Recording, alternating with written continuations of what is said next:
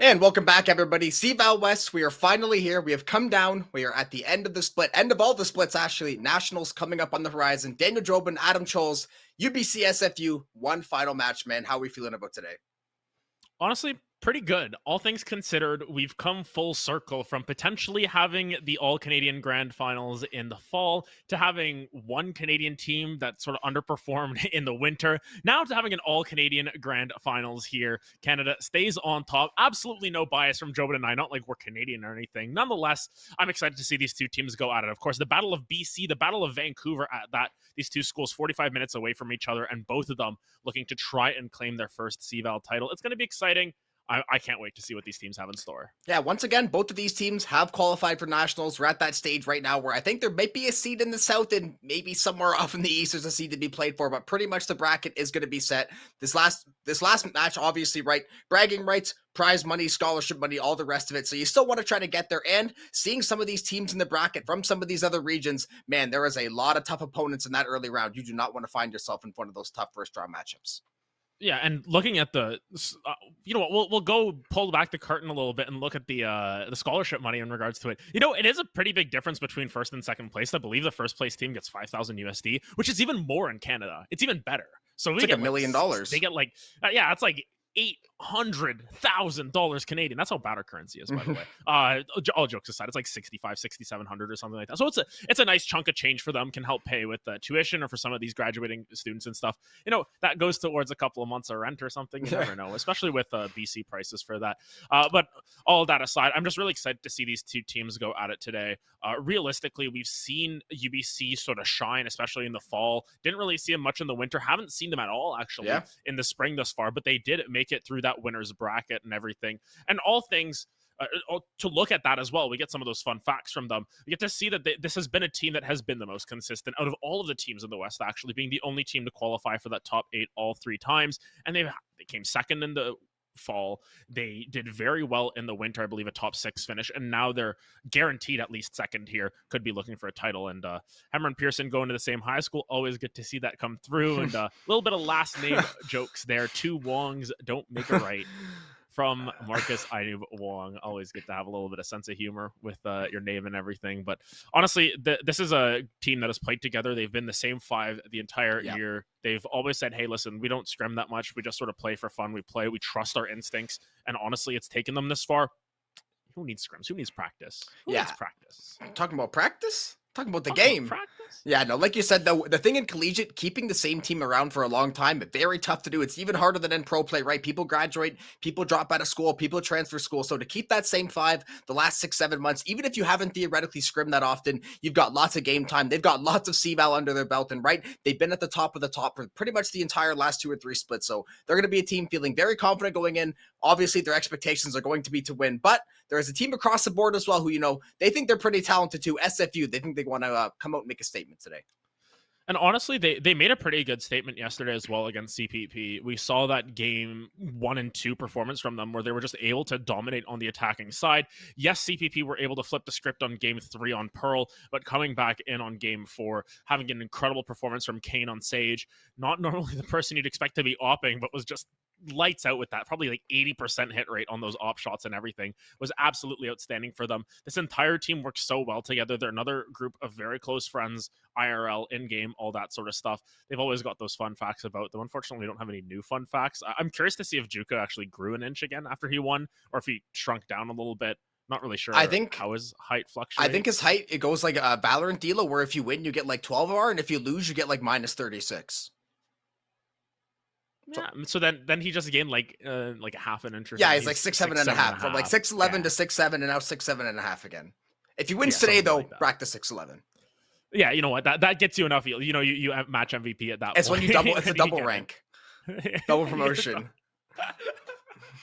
Double height growth there, but all of that aside, unfortunately, we didn't have time to get interviews from these teams, at least updated interview for SFU or an interview from UBC, but we can sort of look a little bit more at how this tournament has turned out and sort of take a step back and look at nationals. And something that I've had a lot of fun with is counting the points from teams. And we might have a graphic later on sort of featuring all the teams that have been done. Every single team except for two are locked in. One of them is because we literally don't know how to calculate it. The other one is because they're playing a game right now. They're currently in game 3. So we'll wait for updates on that. We'll keep everyone posted on all the other regions, because us at the West, us finishing last, we get to close everything up. We get to be the last ones in these regional tournaments to sort of shut things down, make sure everyone gets ready for nationals, which are happening next week.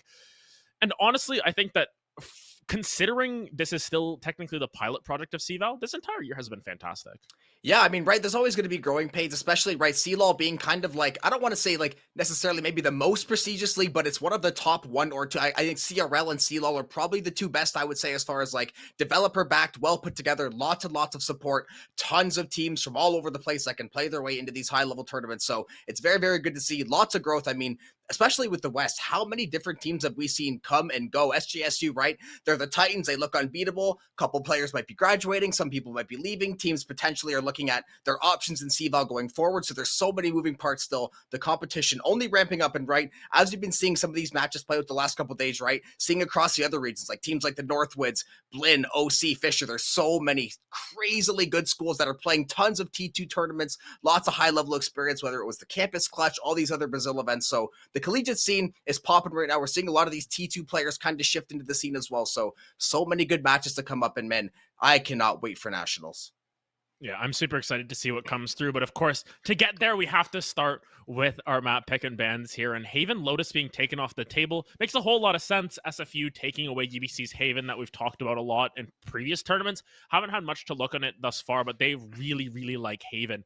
Of course, Fracture being that first map is shocking, I want to say. Very We get to cast Fracture finally, dude. We don't have to cast Haven, which, I mean, I don't mind casting Haven, but, you know, it's good to get a change up. Yeah. We get Fracture, Split, Pearl as the guaranteed maps, and then Ascent Icebox to clear us all out. This isn't bad. Going to be an interesting line. I like the order. Ascent as map 4. Yes, exactly. Ascent as map 4. Icebox as map 5 could be very cool. We were talking yesterday, right? We've been playing a lot of Premiere and everything else. We're like, man, I don't know why Icebox is gone. We're so sad to see it leave eventually. So hopefully we get blessed with a map 5. We have to get Icebox at least one more time, because I think as of Nationals, right, they're going to be on that new patch. So, right? Or is Nationals going to be played on the old patch? Nope. There's no bind in Nationals. Okay. Icebox will still be in, but I feel like a lot of those teams might not opt for it as well, because it's not in the pool. They're not looking to pick it up either. It is, yeah. Like, right? It's usually map 5 per week. Nonetheless, here we go into Fracture here, and SFU, I believe this is UBC's pick. They opt to go on the defense first. I want to see the composition that they pick up for themselves. I want to see what the composition differences are between these two teams already, because you can already see that IDK picking up the Cypher that we've seen do so well in the past on Fracture. We've seen just lurk on the opposite side. You sort of play opposite the rest of your team, and you're a pest the entire time. We saw Cody do it. We've seen other players do it as well.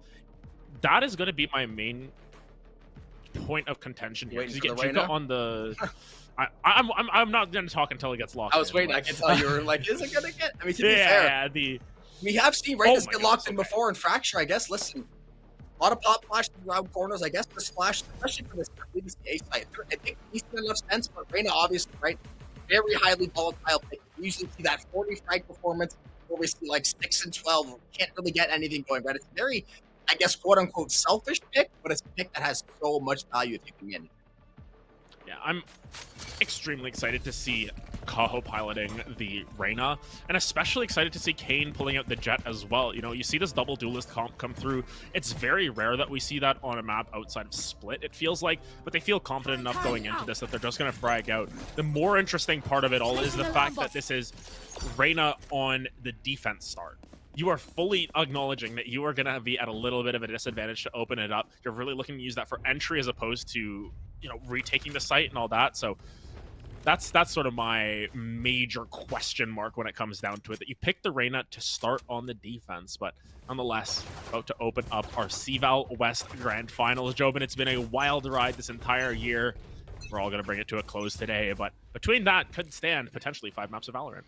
Yeah, I'd be more than happy to get those 5 maps. 0 point early on.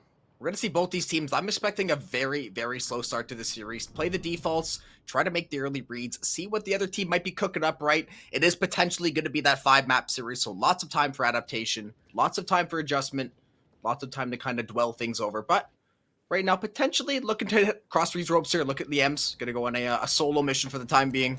Just a nice little stroll across Fracture. Haven't got to see it in a while, so this is what Fracture looks like. This is a mid. These are ropes. And this is UBC potentially looking to go toward the A site.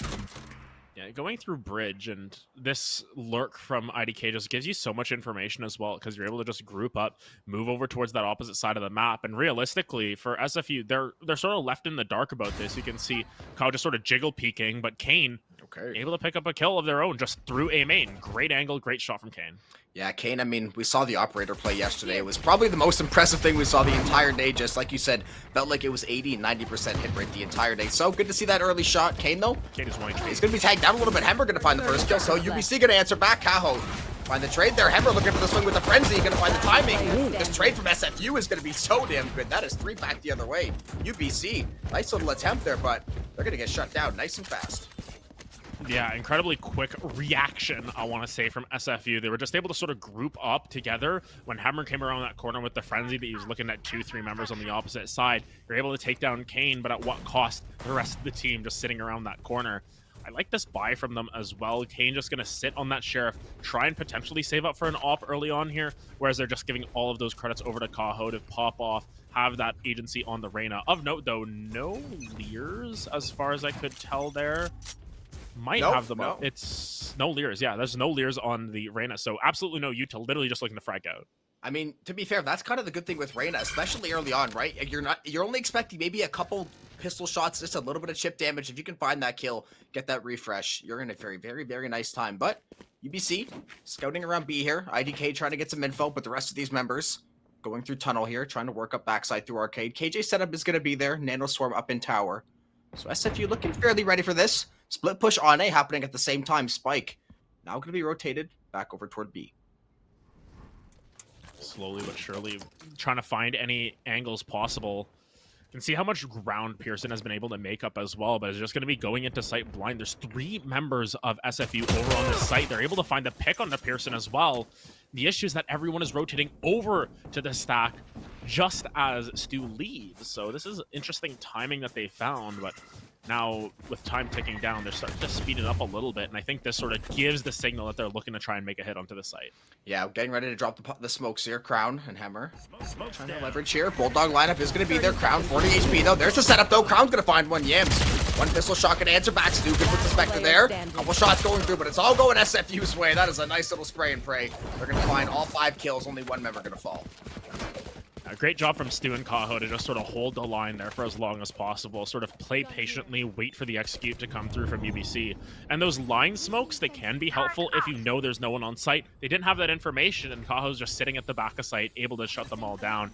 Really well played from SFU to open up this map, and especially on UBC's pick, you expect them to come through with some early aggression, some early fights. Seems like they're playing this very patiently. I want to see how this develops over time, because I need to see something different from UBC on this map. We've seen them succeed on it in the past, but SFU are perfectly comfortable to take this map pick as well. They did ban it away from CPP, however. We'll see if that continues on down the road. Yeah, it's always curious to see as teams go on, as they maybe get a little bit more experience with some of these maps. We see these pick and bans kind of change depending team to team, obviously. You want to stick to what has worked, but you also want to keep that freshness. Keep that, you know, like an onion, peel back those layers, try to keep teams guessing. But right now, SFU, UBC, a lot of util over on the B side. Pretty much all their util. They left the 2 duelists over on A, so basically send those duelists, challenge drop or challenge the entry. And the B side has all this utility, and it looks like it might be the right choice. All these members from UBC slowly creeping up toward tunnel and over toward arcade. And this is a little bit quicker than what we've seen in the past. They're getting more ground on one of these sites as opposed to trying to open up the map and, you know, take too much space. I think that's something that you can fall into a trap with on Fracture. You take too much space, you end up over-committing onto one side, and you lose a member on the opposite side. You end up just sort of losing those resources at that. But now, going for this execute, smokes down. Into sight goes Pearson, just trying to find some sort of angle, but all of this util is getting thrown down from both of these teams. Crown in the corner, able to find one onto IDK. But of course, Pearson able to reply in time, and now the hold comes down. Pearson finds another one to Juka. Yeah, there's the 0-point nade. I knew 22 HP, trying to see if he can lurk backside and find a kill here. Plant did go through. Stu looking for an angle here with the Spectre. Yeah, Yams now trying to play backside with the Vandal. Kaho's got the Leer ready. Gonna send that one out. The timing is perfect though. Stu gonna answer right away. Pop flash is gonna hit there. Operator for Kane though. Gonna see if he can find an angle here. He's got 2 members slapped up with the flick's gonna be good. Inu's getting taken down. Now looking for the second one. He's got 2 members in the crosshair. Splits the sticks though. Pearson finds one. Stu's got 3 though. And SFU, they've got 3 in a row. Yeah, incredible stuff coming through from Stu to hold the line. We've talked about Kane's opping in the past and how consistent they were. They find their one, not able to get the second one, but hey, in that situation, you have people to back you up. You have Kaho and Stu still very healthy at the back. Great stuff coming through from SFU to open it up, and now going to force UBC onto a little bit of a mixed buy here. It doesn't even look like they're going to full spend.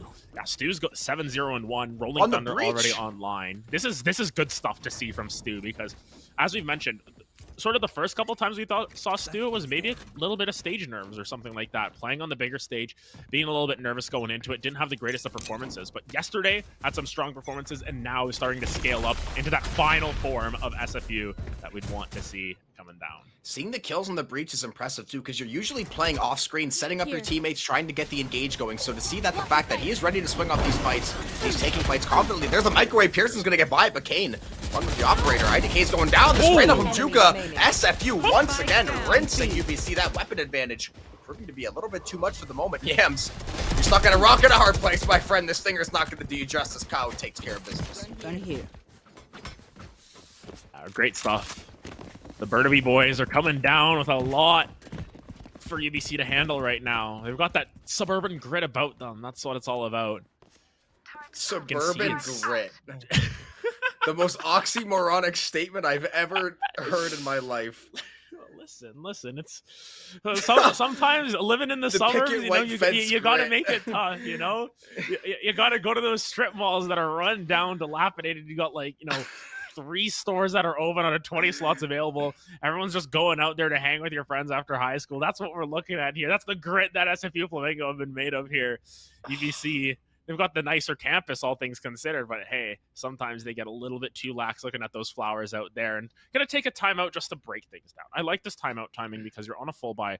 You just came out flat, and sometimes you just need that. Hey, listen, we're playing this. This is grand finals. We need to get that mental reset. Let's go. Yeah, I like this out of UBC, and I want to see them bounce back here because we know how talented this team is. We've seen it from them before. They got to finals against SJSU in that fall semester when SJSU were just the juggernaut of the entire all of collegiate, pretty much. Yeah. Besides Northwood, they were probably second best team at the time. Exactly. And I mean, of course, SJSU falls from grace. UBC stays consistent. We just need to see those glimmers of hope again from this team. Yeah, the timeout's good too, because 4-0 isn't necessarily like the end of the world, but it's the way they got to 4-0. UBC has 6 kills. They just haven't really been finding anything. SFU has just been going in with the set plan. Even if they've been starting with these defaults, they've been slowly working for the sites, hitting it with everything they have, and UBC has not had the answer so far. And playing the Cypher too, you're expecting to maybe, or SFU, rather, the defense got the name slipped there, but SFU, just UBC, it's a little bit trickier to play that Cypher on attack. You have to find some way to utilize it and try to get Pearson going on this jet as well in these entries. I think a major thing is that while IDK has been sitting on the opposite side of the map the entire time, there hasn't really been any flanks from the spawns. You're not going through T-spawn in these situations. You're not going through bridge or through, main and all that. They're just sort of going through mid. They're going through their own spawn. They're taking it safe. And I like this from SFU to just not try and go for anything too cheeky on the defense. They're not forcing plays. And that means that the Cypher gets a lot less value than maybe you're expecting. Granted, that turret going to sort of snitch out that someone's here. Rolling Thunder going to come down just to clear out site for a little bit. Everything. Here comes the Brimstone ultimate as well. They're using everything to sort of defend the site.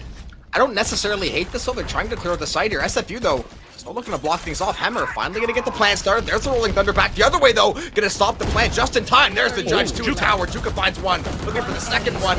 But it is all SFU. It is SFU all day long. UBC getting absolutely destroyed once more on the back of that timeout. Yeah, Juka bought an additional gun that round. Bought the Judge. And just sat there waiting for those close angles. And honestly, in that situation, I don't mind it. You can just drop your gun. You can leave it there. You can bring out that Judge to cover these short corners. Towers can be very difficult. Yeah, it's hard to hold from time to time. So I like it that play. Of course, if we start to see it too much, I'm going to start to be a little bit critical of that. Come on, buddy. Use a real gun.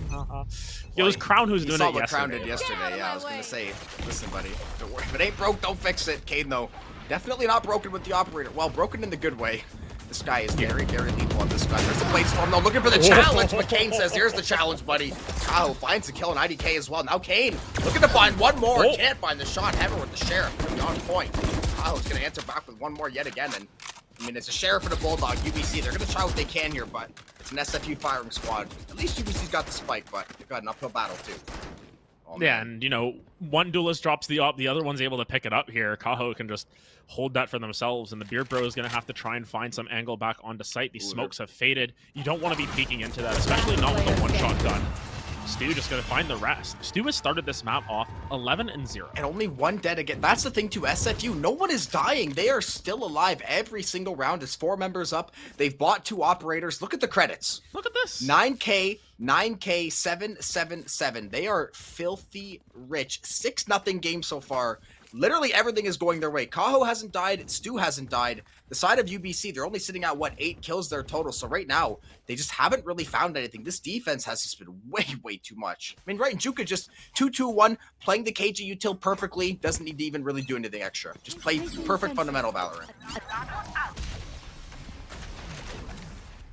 Yeah, I think now with Kane as well, just sort of moving around, looking for these alternate angles, it can work in their favor, but Pearson very quick on the site. Stu bails out Kane there. I don't think that op shot was going to land, but Stu is there at the right point. 12-0 on the breach. They're just trying to spam through. They're trying to find any damage that they can. Hammer going to go for a plant. Kane's starting to take a little bit of damage. You can see how aggressive UBC are playing this round. They say, you know what, listen, let's not lollygag. Let's not look for some of these picks. We're just pulling the trigger, pressing go, and they find a way onto site. Granted, SFU still have the numbers advantage here.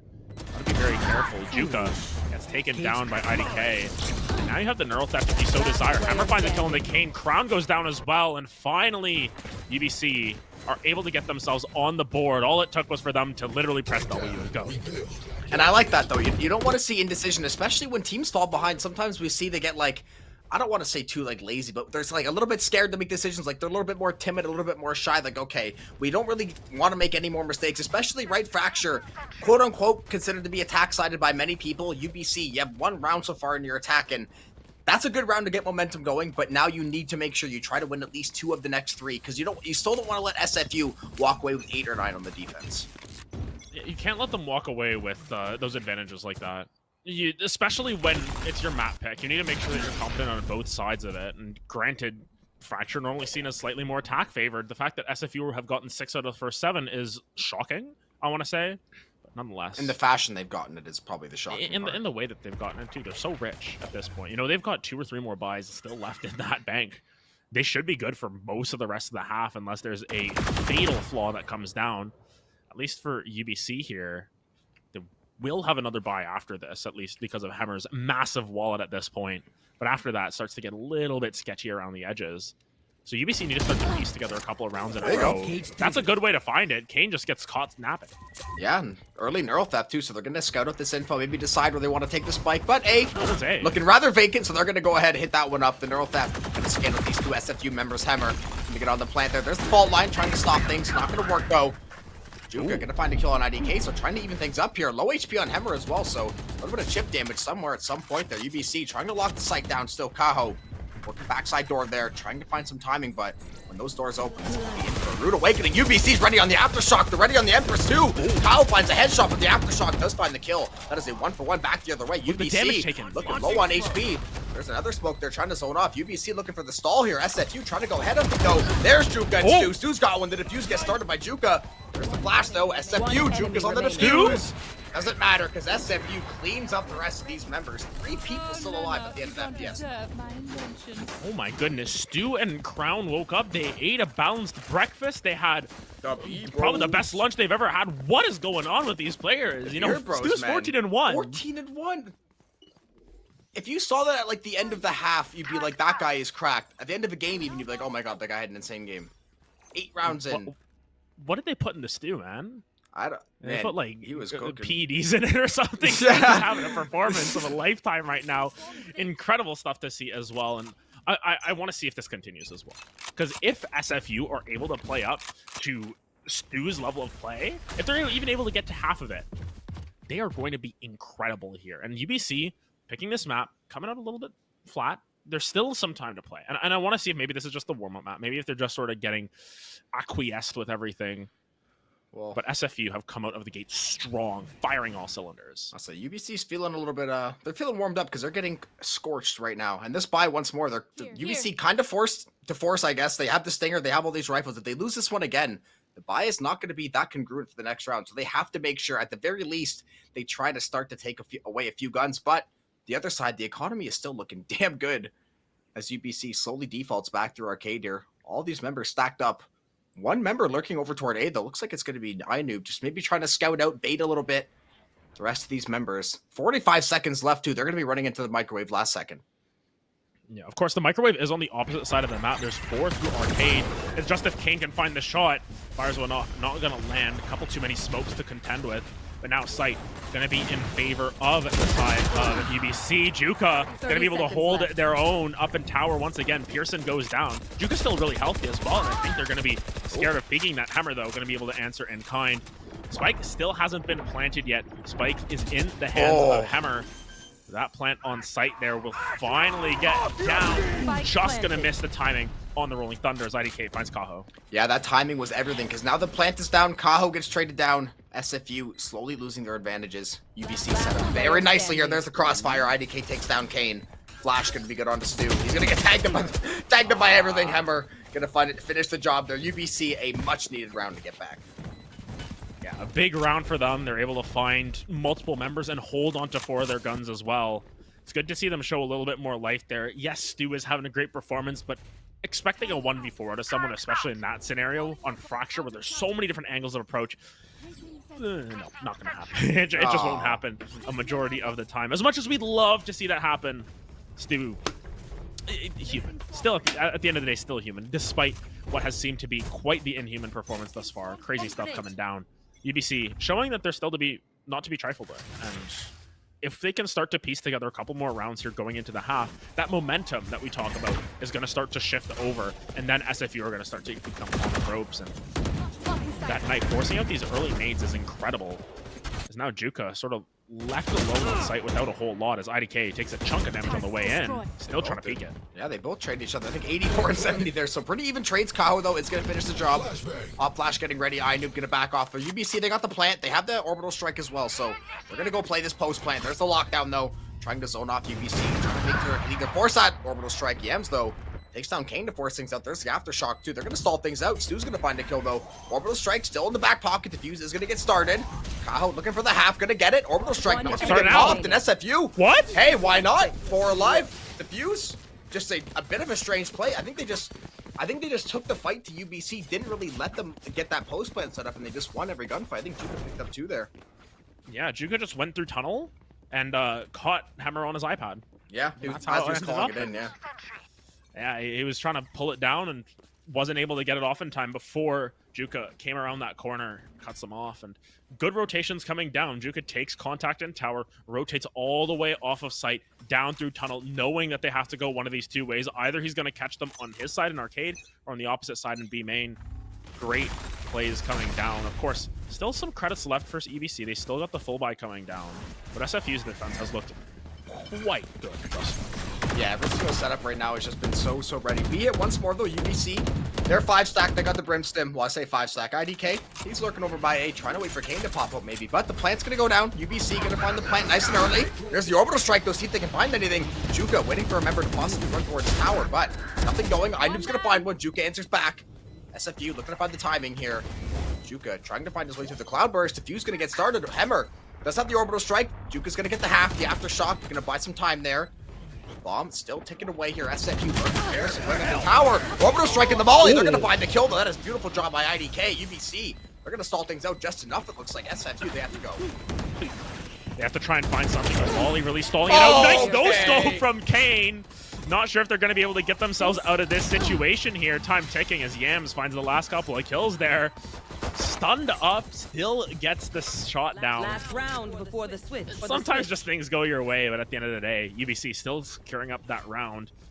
Their buy this round should be rather complete. I think it's only going to be iNoob forced onto... No, there's going to be credits to go around. Same goes for the side of SFU. Worst case, you just shop it around there. Yeah, you just throw the blades and all of that. So it's still going to be a little bit contentious this round. If UBC are able to get to 4, you have a little bit more faith in them going into the second half, but I want to see how SFU are able to reply here. It looks like 5 members towards B. They're going to try and take the fight to UBC this time around. This is massive. Bladestorm's going both ways. All of this util just being thrown down, and immediately they just back off. They say, you know what? We're going to force a lot out of you. iNoob takes a whole bunch of damage, forces out the null command, and now you don't have that for the rest of the round. It's literally just Pearson's ult that you have to sort of increase. Look where IDK is too. He wrapped all the way through drop, but he might get counterflanked or he's got the tripwire set up. So this is going to be a very, very hectic side here.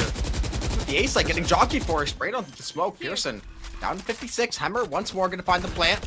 Nano Swarm just out of reach though. Hemmer going to keep his life. iNoob down to 30 HP as well. Lots of low health bars. Kaho finds first blood. Yeah, finally finds it on to IDK, so you don't need to worry about drop anymore. It is now in control of SFU. iNoob able to reply onto Stu, but Stu got their value. They got it onto Gams. Pearson though takes down Juka. Pearson finding another one there. iNoob as well, and Hammer gonna clear out the side of SFU. They get to that 4 that we were talking about. Not the best attacking half, but it definitely looked better for the momentum in the later bits of that. Yeah. And now they can move into their defensive side with at least a little bit more confidence on their side. I mean, yeah, it was 5-0 and they had 5 kills at the time. So 8-4 is so good for them. They're right. They go 4 out of the last like 9 or 10 rounds. So that is a very, very good way to end the half. And now at least, right, the game is in reach. 9-3. The game is still very much in reach, but it feels like it's a very, very tall task. You need a lot of things to kind of break your way. 8-4, you win pistol, you win the second round. It's 8-6. Then you're just hoping to get that good economy, trade off these rounds eventually. So UBC, they're in a much better spot. At least they're in striking distance now. Yeah, within striking distance is the main thing, and pistol plus a bonus gets you within 2 rounds. That's a major thing to look at. One thing that I was talking about earlier on the CVAL Hub stream when I was covering a game there was like, would you really prefer having a 9-3 just for the curse potential, or would you just have an 8-4? I want 9. I want 9. We're closer to 13. I'm a math guy. Yeah, but at the same time, if you're on the other side of it, as Pearson finds first blood, you would rather have 4 rounds than 3 rounds. Well, yeah, of course. Yeah, no, both curse, sides. right? Yeah, no. The curse is BS. Let's be real. Play better. Yeah, my question is, do the players believe in that as well? Kaho finds one as Crown finds another one on the way in. Kaho finds a second. And between our talks and curses and all of that, SFU say, we're going to get to 9 anyways. It might just be a round later than maybe the curse was looking for. No, we don't care. We work on our own agenda. I knew. Differently in the suburbs. The flank. Kaho looking to maybe find some timing with the frenzy. 48 HP though. This might not go his way. Timing not going his way. Puts his gun away at the wrong time. IDK with the back shot there. Takes him down with the headshot. SFU gonna find the plant. 0 point. Gonna stall things out here. Gonna go plant, gonna go down though. Molly to zone things off. UBC gonna be a bit of a tough time for the retake. Yeah, only 1 cage available as well for IDK. Nothing for iNoob. They're gonna have to just dry peek this and hope for the best. Stu and Kane gonna make sure nothing comes of it as SFU get to 9. Yeah, what we're expecting, once you get those first couple kills on pistol, it's a lot harder to take the round back unless you find something, some kind of crazy hero play. SFU will be more than happy to take that round. And now, just like we talked about UBC getting back in striking distance, SFU can start to put the game away a little bit here. You can try to get to 10. Theoretically, you should be getting to 10 unless we see UBC go for a force, which I don't think they're feeling desperate enough to do that. This is a well-rounded team. They're not going to need to panic right now. SFU should be taking this round. Adam, what gun is Crown using? Want to tell me? It was only a matter of time. Listen, the Crown prosecutor is here once again. That's not called a judge in his books. He's prosecuting them. He's on the other side of the bench. He's looking to lay down the law. Absolutely nothing will get through this man. Pearson, though, trying to be a little bit of a judge on their own, trying to cover everything off, but immediately onto sight is Kane, and now into the blender goes Pearson. He can't keep his eyes on the targets anymore because there's 5 of them in front of him. Crown going to be able to pick that one up with his favorite gun once again, the Dragon Breeze Fire. Yeah, Crown looking to play, listen, when he has a judge, he will find a rat corner playing under drop right now, waiting for this signal from UBC, but again, having the weapon disadvantage, right? They have shorties, sheriffs, and a frenzy. It's going to be pretty tough to play this retake. You're hoping someone baits out a pick here. Oh, the shorty, not going to be good for that one, though. The Spectre is going to be just a little bit better. That is a flawless for SFU. That is a nice way to cap off the 10th round.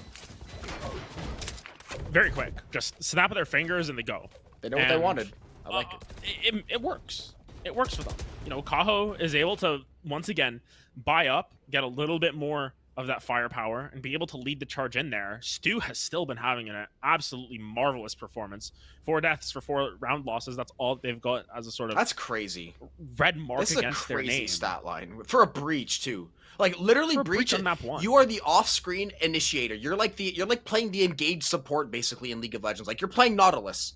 You are the setup man. You're going to have 25 assists, but you're usually going to have 4 kills because you're just not spending most of the game shooting people. You're usually setting up. But Stu right now, playing off his own util, playing off of Kaho's flashes, playing off of the rest of the team, it's all working so well right now.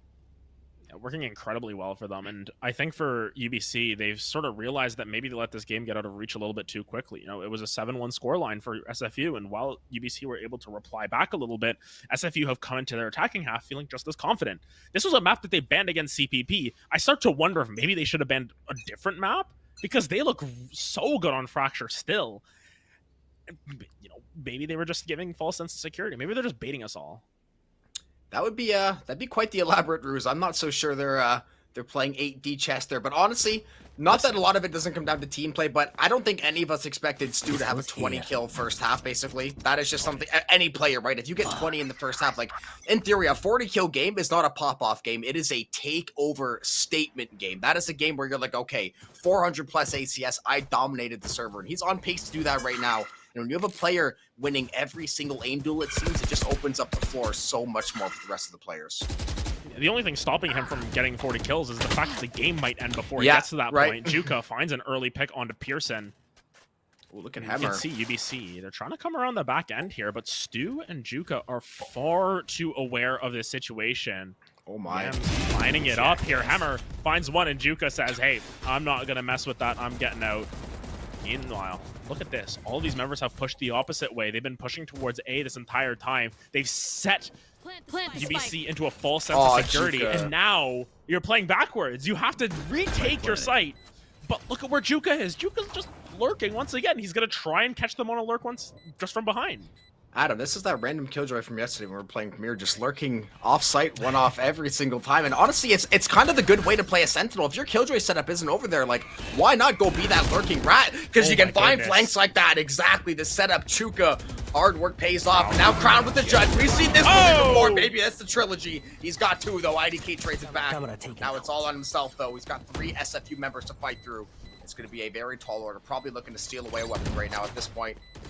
KJ Turret gonna stitch out there. IDK going for the shots. Kao's got the kill though. SFU's got the round. 11 on the board for SFU. They've come out firing on all cylinders here. Something to keep in mind was in the winners finals, which we weren't able to get streamed. SFU, they only got their map win on map 3, I believe it was. So, you know, they went down 2-0. They tried to mount some sort of comeback, but it was quashed. Very much akin to how they did that to CPP. This time around, they're coming out of the gates firing. They're coming through on all cylinders. And if we can see this performance continue from the side of SFU, it's going to be a scary, scary prospect for the side of UBC as they try and find any sort of grounds to work off of here. IDK with a nice little setup there. Will it matter, though? Because it seems as if the rest of the team is taking their talents elsewhere. They're looking towards... Well, they might go over to B. They're just sort of lurking around. They're waiting for UBC to get a little bit. Nope. Juka. See ya, Juka. Yeah, gonna go to safety there. And honestly, yeah, the impressive thing with SFU is, right, Kane, we talked about him all day yesterday. 20 plus kills with the operator playing the Sage. Now it's Sue's game. Now it's Kaho's time to shine. It's every single member of this team has the ability to take over these games. Then you layer that with these really good comps that work together well. Plant gonna go down nice and early for SFU again. So it's gonna be this grenade just gonna be a little bit off there. Yeah, bonks off of the box there. Now, 5v5 retake. And this is incredibly difficult when you have full guns. It's even more difficult when you have a Stinger, a Judge on Pearson, a couple of Sheriffs spread out here. And they have the Rolling Thunder. Yeah. Rolling Thunder's already online here. Gonna be dropped down. Kaho, Kane picking up a couple, but I know that Pearson answering in kind. Well, Kane and Juka making sure that they close out that round, and it's 12 for SFU. That's Suburban Grid I was talking about. I wasn't kidding. Oh, listen, my it goodness. exists. We're not, it no, exists. no, Look no. at this, man. No, this isn't Grit. This is Stu's parents bought him the Corvette at 16 and he's joyriding it. This is what this is. I mean, the entire side of SFU were just creating a little bit of a... Listen, they're all double-digit kills, all Look positive. That's as good as you can ever ask in a team game like this. That's it. You are stacking your own scores on top of the enemy scores at this point. You are dogpiling on them. Yeah. And yeah, they've taken a couple laps around them. You're doing the 12-minute run or whatever. You know, Stu's on lap 8. You're trying to finish your second lap just so that you can get the bare minimum for marks at this point. Challenging stuff for UBC, but hey, they've still got a lot of work to do here, and we've seen this team do well in the past. It just seems as if SFU has their number. Juka did the exact same thing last round. He just tossed down the alarm bot. Hey, found one. See you later. Oh, to be fair, playing Killjoy on attack, it's a decent use for the alarm bot. Get a little bit of info, get back to safety, you know, it's kind of like defaulting it out on Fracture, so I like the idea for sure. Kaho looking to fish for some info. And another stat I saw that was crazy too. I saw 8 or 9 assists on I think 4 different players. So they are literally moving as a 5 stack, layering everything perfectly, and just finding gorgeous crossfires all day. And now they're looking for the A site potentially. UBC's got a decent little setup here, but when SFU hits, man, you feel the full pain. Yeah, major things to keep in mind is Orbital Strike online, the Empress online as well. Juka 3 away from that lockdown, most likely won't get it this round unless they are able to find a couple of kills. Granted, with the spike in hand as well, might be an option. Pearson trying to hold that tough angle there. Gonna be 30 seconds to left. the bottom level at least. Lots of damage being taken. Here comes the Orbital Strike coming down. Pearson has found a little nook there, but has to back off. Goes down as well. Yams, though, spraying through. Gonna be able to find one, and Kaho has 1 HP. Has to try and turn tail. And now with no time left, are they just going to save up here? Kaho going to pop the LDS, 10 seconds left. Is this guy going to go sicko mode or what? Will not get the opportunity to do so as UBC will fight to live to fight another day. Will they? Oh my goodness. Or will they? Remaining. What? Oh! Attackers win. He said, I got something for you. 5 It is seconds. Juka time. A For a 4K 1v3 to clutch up. Does UBC have the round? Do they? Juka says, got something for you. Watch this. That's map 1. Raw! And honestly, yeah, literally the raw at the end just dunks over them. Juka can dunk. I have confirmed this. We've talked about this before, but nonetheless, out of nowhere, you pick Fracture as sort of your, let's open this up. Let's open up the scoring. Let's really hit him with it. And SFU sucker punch you. And that is incredible stuff coming through from them. 8-4 on the defense, 5-0 on attack to just close out the map as soon as possible. I don't know. It was something about those TikTok dances I saw on Twitter last night cheering for Kaho. Must have done something because the entire side from SFU were having a blast out there. And it's a stunner. It's a stunner to open up this grand finals. Yeah, hopefully we'll see a slightly different UBC squad next game. Obviously, SFU played a fantastic game. UBC, I'm sure they're going to bounce back. Maybe it's just, you know, game 1 of the best of 5. Sometimes it's that feel-out game. Maybe they didn't really know what hit them right. Things kind of got too far before they realized, like, oh, we're in like a hole here. SFU as a team just played so damn strong. UBC didn't really have the answer, but I think we are going to cut it to a very quick break here between the first 2 maps. UBC will hopefully come back and recharge us and give us a closer map 2 in just a few.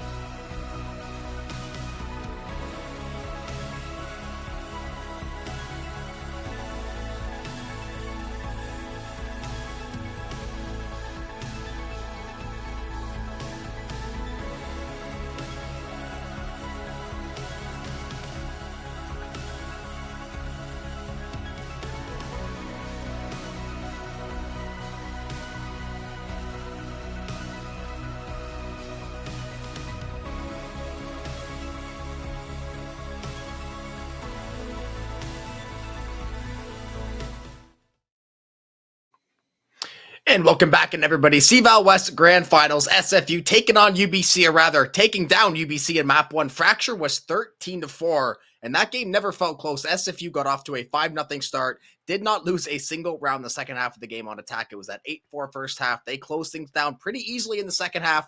They did not look back, and I mean, stats tell a pretty decent story here. 12 first bloods in 17 rounds. That'll work. 4 out of 4 in the post plants, and then 1 clutch to round things out. I mean, honestly, just a phenomenal team effort, and they just took care of UBC.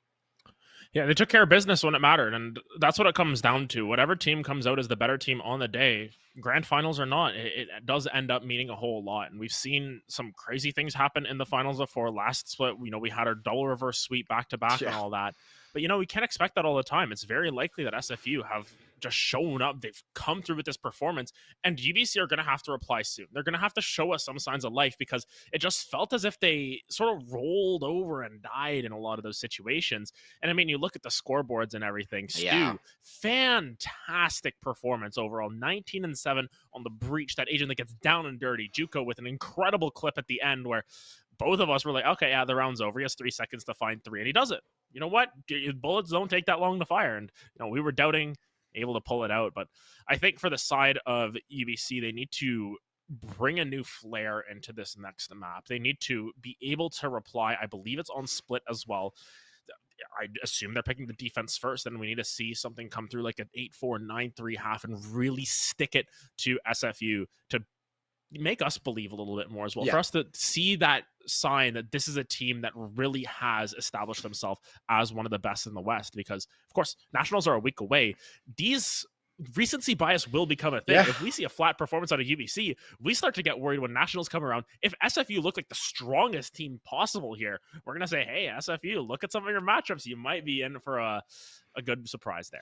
Yeah, might be in for a rude awakening as we go on. But UBC is such a great team, honestly. Not that you want to say any game is a fluke, but they're going to look back at map 1 and go, listen, we didn't have it. We came out flat. We're going to look back. We're going to try to come back here in map 2. Because sometimes, right, even if it is your map pick and things maybe don't go your way, some games you just don't have it, right? Steph Curry might go 3 of 12 from 3 one night. Not tonight, had 50. But some days, you're a little bit off. Sometimes things don't work for you. You just got to make sure you keep your head in the game, work away at that one. It's a 5-game series. It's a marathon, not a sprint. This agent select, though. This was a sprint. That is a lot. I mean, it's a comp, though. So, it's the split comp. This is the same comp that I believe we saw from Demigods. Well, not Demigods. We see this from every UCR team now, pretty much. We see this from every team. Yeah, this is your standard comp in a lot of ways, especially since this is still pre-nerf Killjoy. Just want to remind everyone of that. You can still pick that up. You don't need to feel obligated to go into the Cypher or go into the Sage or something a little bit different there. That's really what they want to continue with in that regard. But of course, SFU, this is their map pick. There's a reason why they picked this map. We'll have to see if it comes to fruition. There's a reason why teams have been banning split against SFU. They are very confident on this map. They have a great track record on this map. And if UBC aren't able to bring the heat, they might end up getting burned instead. Yeah, I'm looking for UBC to come out to a very, very hot start. The thing is, though, controlled aggression is the name of the game. Don't come out with your heads on fire too much where you're starting to make, out-of-character plays. UBC, they got here for a reason. They got to the finals the last couple splits for a good reason, too. They're a very, very strong team. They're very good on every single map. It's just make sure you stay within the game a little bit. Take chances when you see fit. Take calculated risks. Just don't throw it all away trying to make a play that might not end up winning you the game. Kobe. Already you can see, oop, there we go. Closing off one of those windows of approach here. Sort of posturing themselves, of course, as we said, UBC just sort of sitting on these angles, going to make it so difficult to try and push through. They may not expect IDK to be here. Use one of those updrafts to hop up on that short corner. Just gotta be very careful. That blind not even gonna get them, and now look at this. Look at the timing, able to spray down. This is the pistol round that you needed. 4 instant kills for yourself. It is all down to Crown already. Great opener. Crown might find the angle. There's one at the very least onto Pearson. There are 4 UBC members looking to hunt him down. See, that's a really good play from UBC. That's like a calculated risk, right? You're not really going to lose anything by updrafting on that box. At very best, you get a trigger discipline angle. At very worst, you end up going 1 for 1 or dying. And either way, it's pistol round. I love that little adaptation.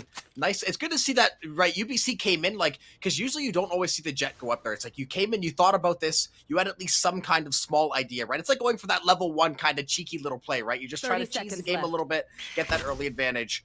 which they have found, and this is going to leave Crown in a very arduous position. Yeah, Crown's just trying to burn time, trying to burn their util as well. You know, this is credits that he can take off of the board here. The second flash going to go out. Crown not even going to get flashed from that.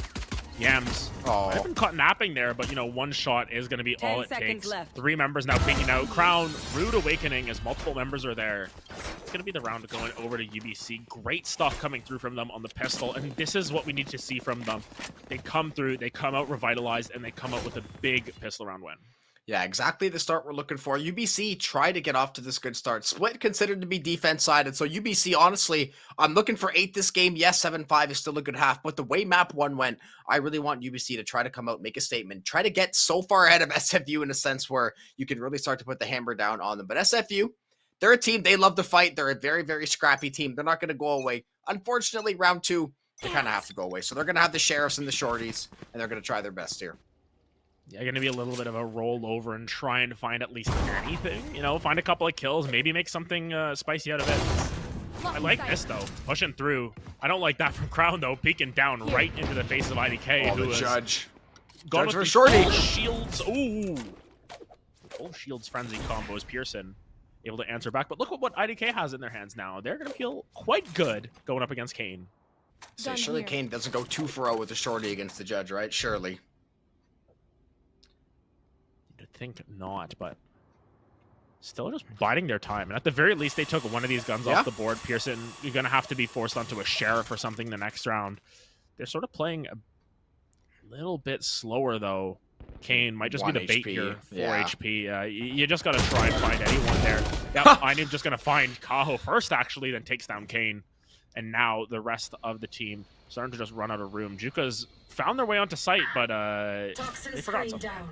Hey, Juka, you seem to have left the spike back spawn, so he's going to send Stu to go retrieve that thing. Nice little fetch quest, side quest for the sky there. He's going to work his way back to the B site.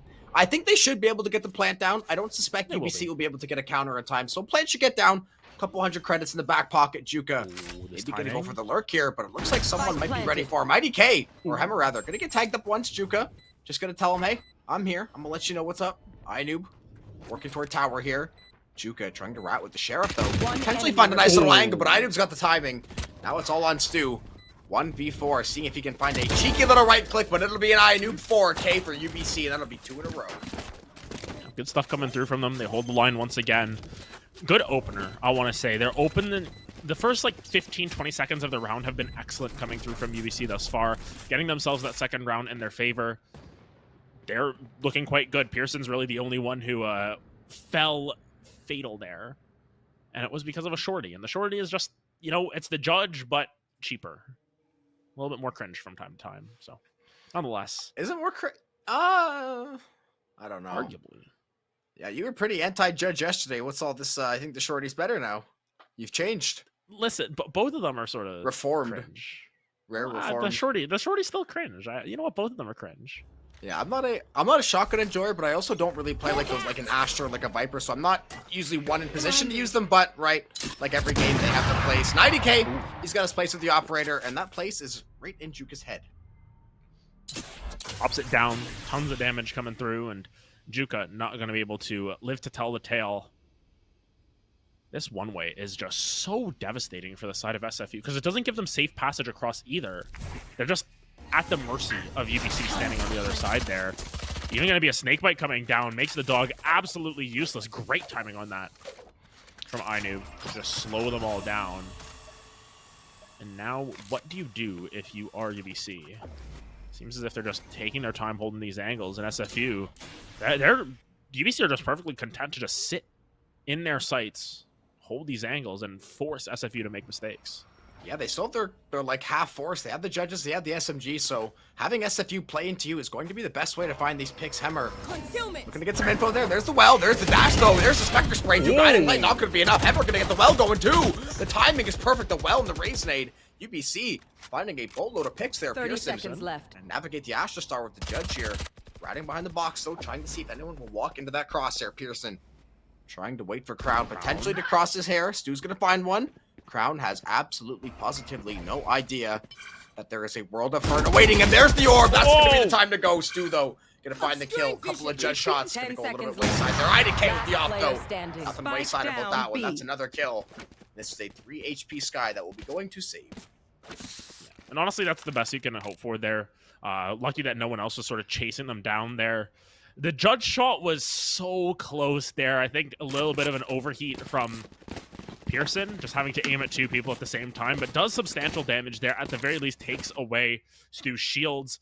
Only going to be able to go for that light shield, and the economy that's going to come down as well, coming through into the next round, not going to be the best for Stu. That's the pains of sort of saving on a loss there.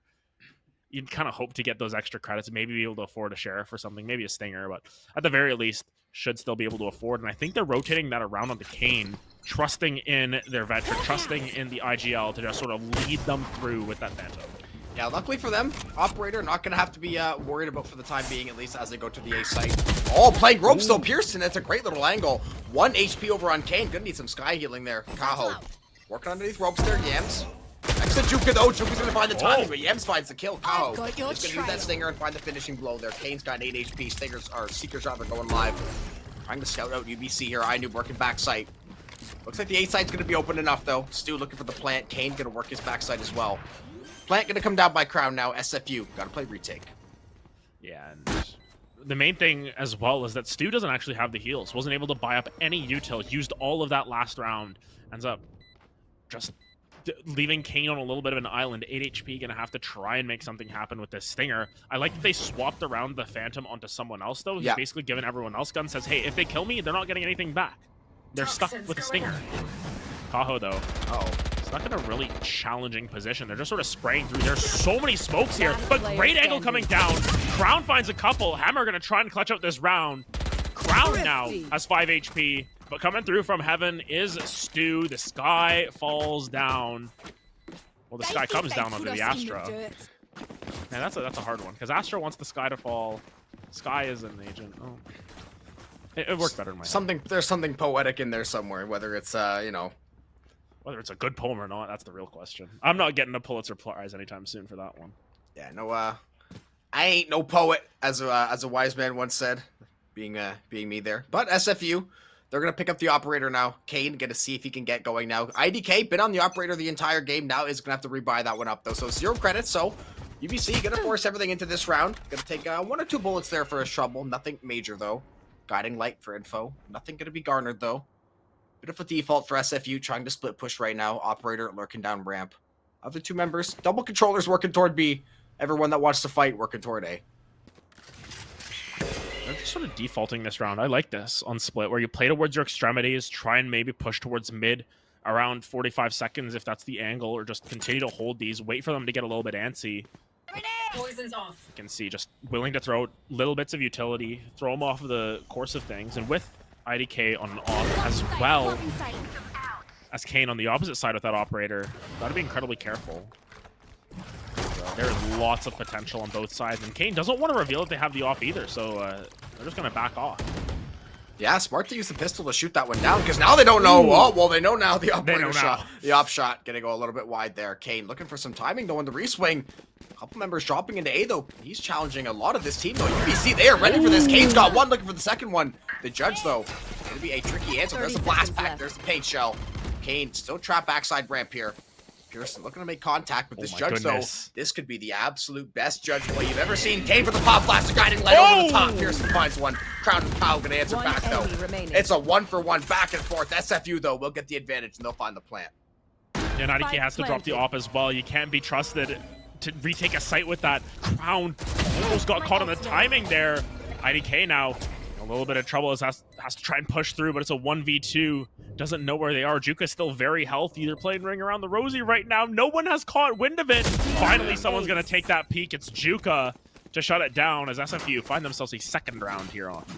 Yeah, big answer, because they're probably going to be looking at a 3rd round. I think they have enough money to buy up there. I saw 3 or 4K. And the side of UBC going to be forced back onto the save. That's what buying 2 Operators will do to you. That is 2 or 3 extra guns you could have purchased. But they went for the force. Don't hate the idea, especially right when they get to that fast start. I want to see them try to snowball that momentum, try to take this game over and really stick it to SFU. But SFU, they show their talents. They're going to bite back in a big way. Crown has the shorty. Guessing that's going to be bought up in some form or fashion. Kane as the Operator could potentially pick up the Blade Storm as well. But Full buy for SFU. They're looking to tie the game here.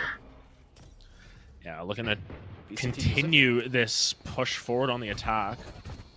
And as we've mentioned, you know, normally expected to be a defensive-sided map, but in Collegiate, it's not so much so. Split ends up being sometimes.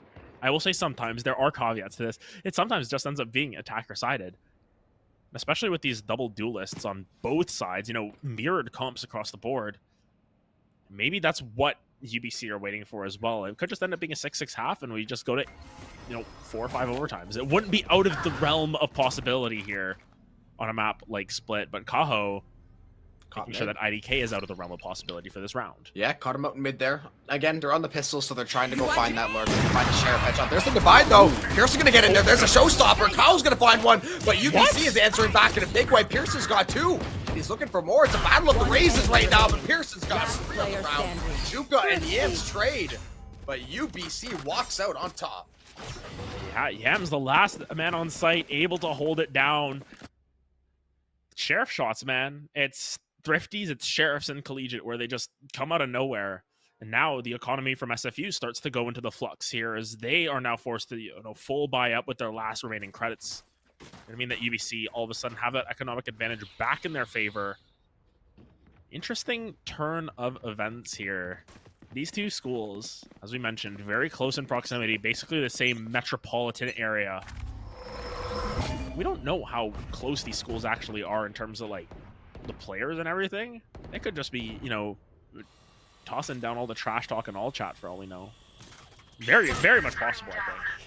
Always, yeah, talking about, you know, routine and everything else, you know. Chirping about, just listen. I think because the Leafs won yesterday, every Canadian is in harmony for at least one day. Even the non-Leaf fans can feel good about that one. So both these teams, you know, they're fighting strictly for pride here. They're working toward tower. Kane up in mail right now. Looks like Inoob is going to be there for contact. Waiting to see if anything shows, though. Nothing for the moment. Still waiting, though. Kane looking to work up here. A couple of more steps, and Inoob might have the angle. Looking to lurk here. Finds the timing. Finds Kane with headshot. Yeah, nice little cheeky angle there. There is still one left to hold. Kaho does reveal their position there. Now these paint shells going to come out. Going to force Inoob way off the angle here.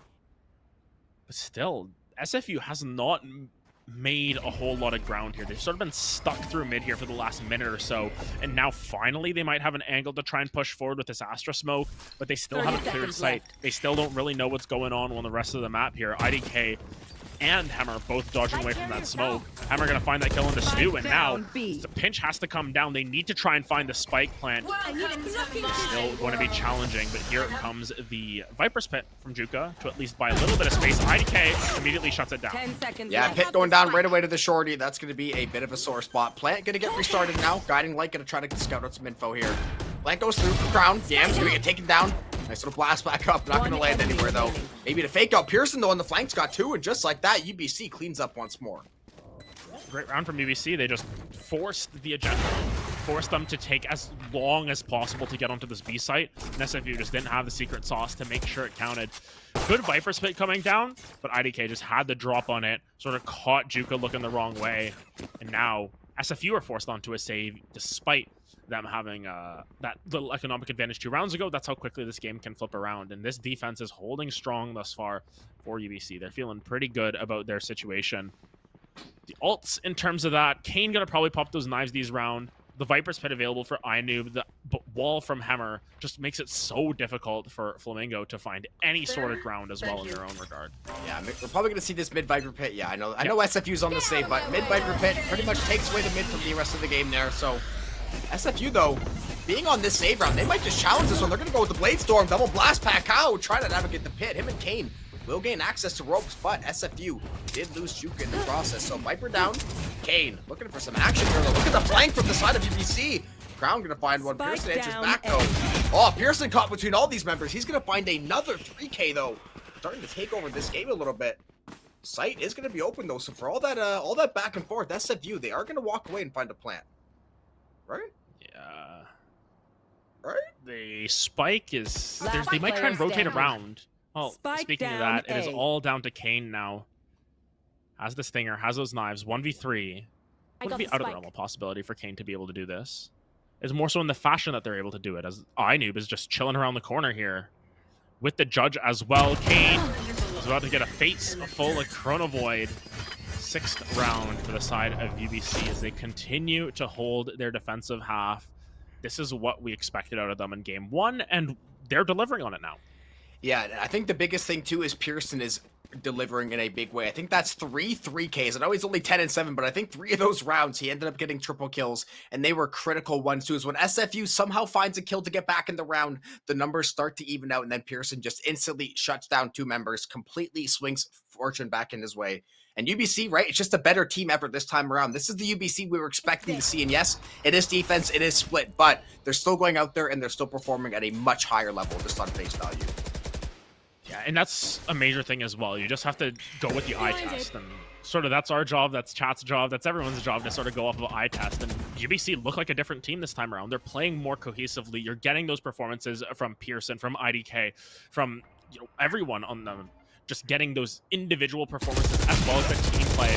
Pearson gonna peek through. Stu is able to answer. Lots of gunfire going back and forth as Yams is the one who ends up on the worst end of those trades. But now the map still slightly more open as there's gonna be no smokes left for Look at the swing. SFU apart from that Viper. Oh, that's some beautiful timing. Hammer's gonna get shut down near mid there, and the thing is too, the spike is all the way toward A, but the rotate toward B is gonna come through because of that kill. But IDK as the operator, this is going to be a tough angle to crack. SFU, though, they're going to make their way back over to A, so they're going to work back toward ramp. They still have that toxic screen up to use, so they're going to work off that. Try to get some info on Yams, potentially jump peeking. And I mean, 37 HP, he has to be very, very careful taking that angle. I've got your trail.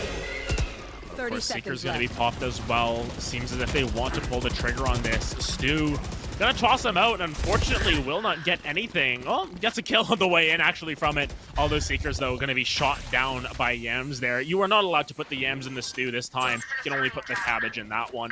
Spike goes down, and now it's all about this hold. And with the operator in IDK's inventory, this is where we once again say it is not easy to retake with an AWP. Yeah, and you want to be careful too, especially, I'm not sure what the economy is looking like. They have some money, but you don't want to throw away that expensive weapon. Juke's going to take down iNoob. IDK going to get a pound of flesh back, though. And now SFU knows the operator is on the table. I don't suspect they'll try to challenge, but looks like Stu, maybe having other ideas and maybe having the wrong idea. They're going to try to peek one by one here. IDK will be more than happy to take these guns away as they peek. Yeah, eventually just going to start to back off. Doesn't want to risk it too much. Probably felt as if they were getting a little bit greedy staying for those two, but I don't know. I don't know what's in their head anyways. What they do have on the mind is keeping that operator online, getting a couple kills on the way out, and keeping SFU's economy in a little bit of a rough shape here. They do get a round win in return, though. Yeah, all about stacking up those rounds no matter how you're able to do it. And IDK's money right now had 7,200, still has that around that 4K mark. So the money is not in the greatest place ever for UBC. If SFU can win this round, realistically, they could look to probably snowball this one. And maybe looking at close to getting that tie game. But right now, right, it's a 6-3 half. They started off very, very slow. So it's still very much a close game. If they can really stack this next round or two, though, I'm looking for them to try to take over that way. But Crown has okay, I was gonna say I saw minus money and didn't see a gun yet, so I was expecting something to come through there, and it's gonna be the judge. Aggressive peek there. Look at this. IDK actually taking a whole oh, it's all gone wrong. Stu holds it. Blinded.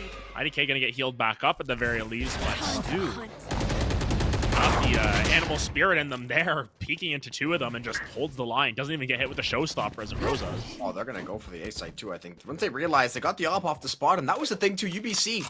Those early plays are really, really good when they work, but now IDK's down to 77. You basically exhausted all of your sky healing. You lost one of your members after the showstopper. Now Divide's going to come through A side, going to have to be given by UBC. There's not going to be a way to challenge this. There's absolutely no room for them. Yams is finding a little bit of an off angle, though, working alongside this wall, but Kaho turns it around and drops him down. Yams gets caught napping there a little bit. Of course, IDK still has that op in inventory. iNoob's still alive, still very healthy. Hammer is still alive, still very healthy. You have ways to get yourself back onto this site. You have your own Divide if possible, but Kane is going to be chilling underneath here. Being a little rat. Same with Crown. He's got his favorite weapon once again. Listen, when you're playing Astra on post plant, the judge is a very nice weapon to go lurk there. iNoob might get some good timing though. Kane gonna give a free kill over to iNoob. So nice little moment for UBC there. Stu Looking to maybe punish Ainoob for that transgression. Ainoob, though, looking to find a second good timing. Oh my. He's going to find 2 there, so SFU throwing a couple guns away. Op shot landed on Crown, 2, 4 HP. Ainoob's got 3 already, so even though SFU's going to win the round, UBC... Oh my goodness. UBC comes out on top, even though SFU wins the round. Yeah, and I mean, that's more so for the economy as well. That does wonders for UBC. They're able to hold on to some of these guns. They're able to move around some of that cash, make sure everyone still has those weapons topped up.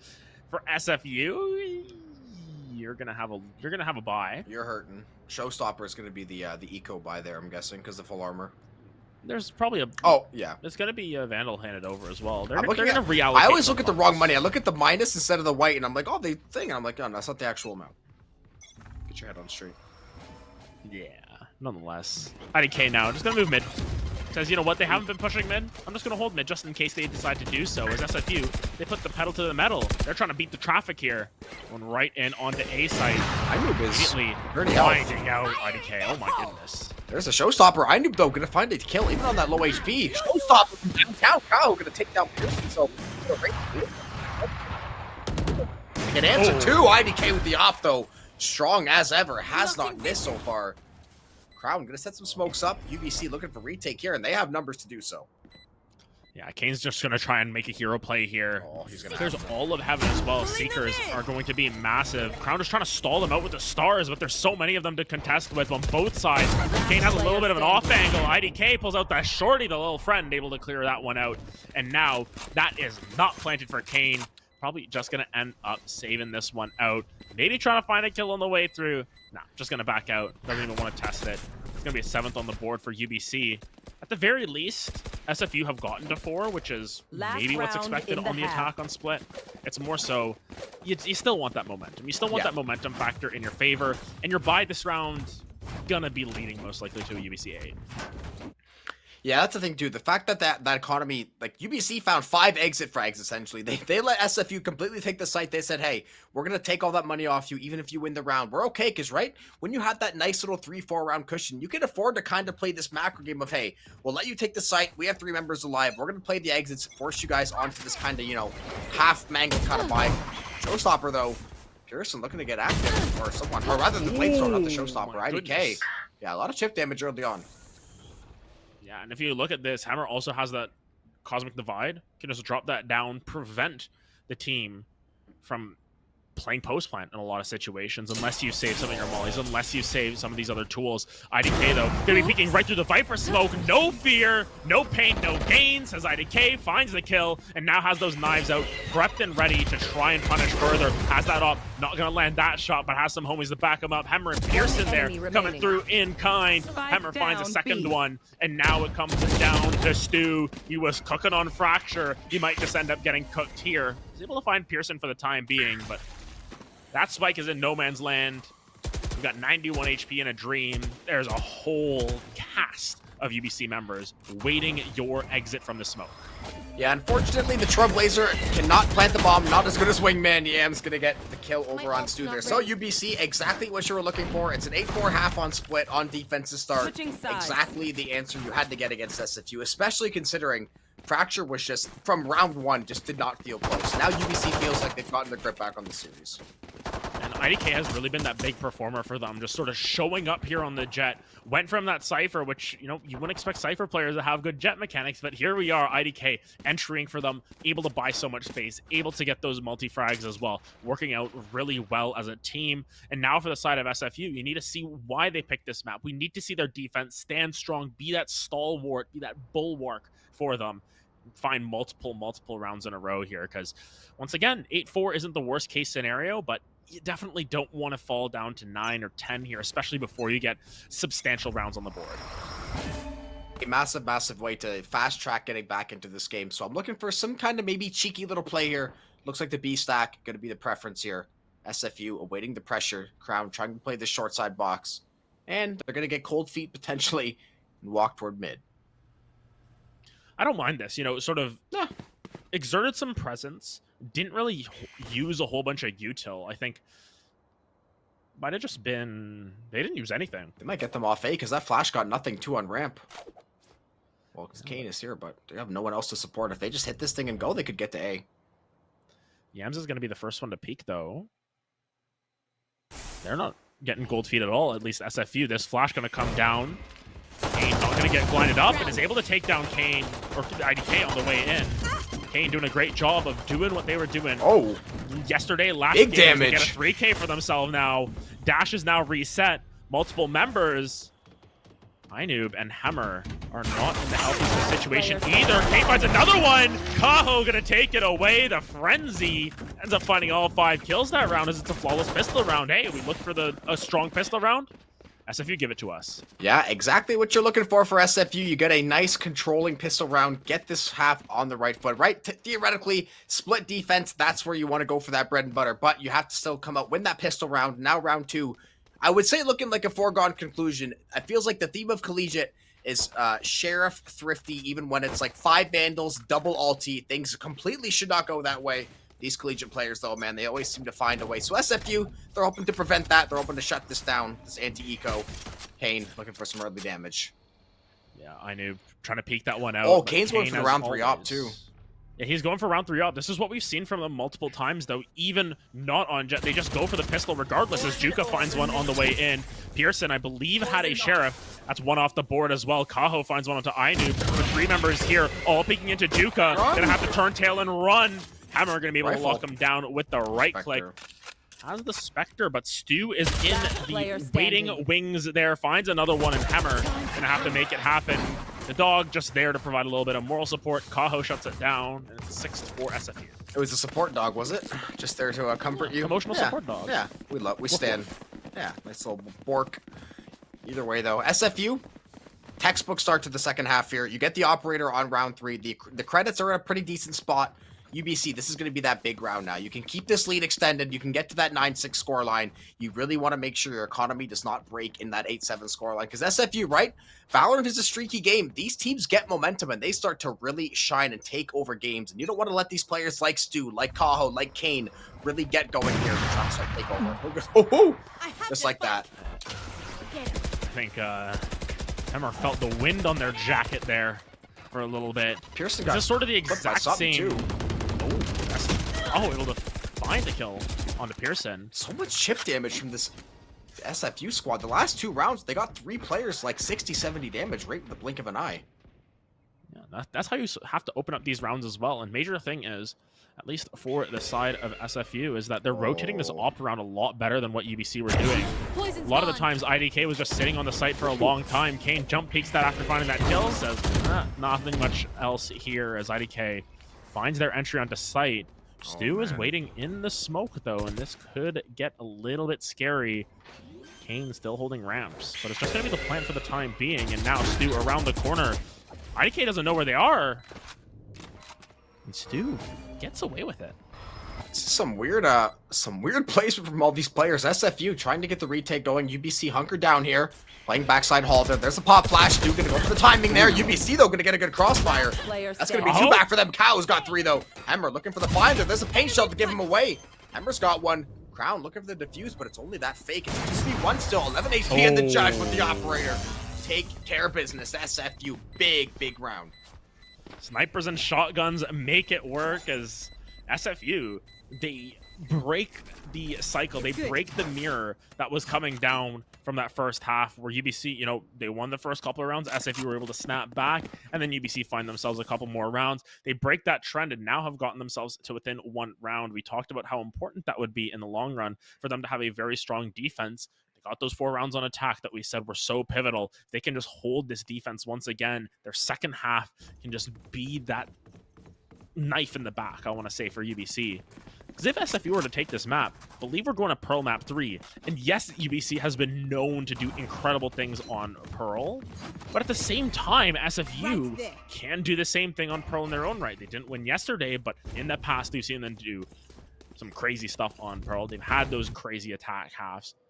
We'll have to see how that turns out. But for the time being, tech pause. As we haven't had a tech pause for a really long time, actually. Not gonna lie, I'm surprised. We had a really good streak of like actually 7-8 matches, no tech pause. Even when I was doing other collegiate, like, good job, either Riot or whoever's admitting the games. Yeah, we're just vibing out now. Get some time to talk about things of note. Nationals update. TMU claims that last spot. Toronto Metropolitan University. We still don't know what's happening in the South. Shout out Willie Mandem. Shout out Willie Mandem. TMU Rocket League player for those that might not know. Weapon of a human being. Had to give him a shout out. Oh man. Shout out to these players as well for surviving tech pauses. Honestly, if I was a player and there was tech pauses, I wouldn't be happy. I'd be losing my mind. Especially if you're SFU, right? Because UBC calls timeout, then you get the extended tech pause, so you have to sit there for even longer. It's like icing the kicker in a sense, right? Like, yes, it does give SFU time to set up a defense, kind of mull things over, but things are going well right now. I'm not sure how much they need to talk about. Yes, you want to, make sure you stay ahead of the other team, try to see if you can make these reads early on, but the fact that SFU finally got things going, nice little shot to the crowd there. Is that the Scuttle crowd from League? That's Scuttle Shack. Yeah. Listen, I played these maps. I don't play them though. I'm so worried about not dying around every corner that something's they get slipped by. Listen, what I've learned about observers, and once again, huge shout out to Observer team. They've been incredible this entire time. Sometimes these observers, you have one your friends list, and you just see them in a custom game, and you're like, hey, what are you doing? And it's like, I've been in this map for 4 hours looking for every single Easter egg that there is to find. They found the arcade machines, they found the pizza yesterday on Icebox. Yeah. Pizza.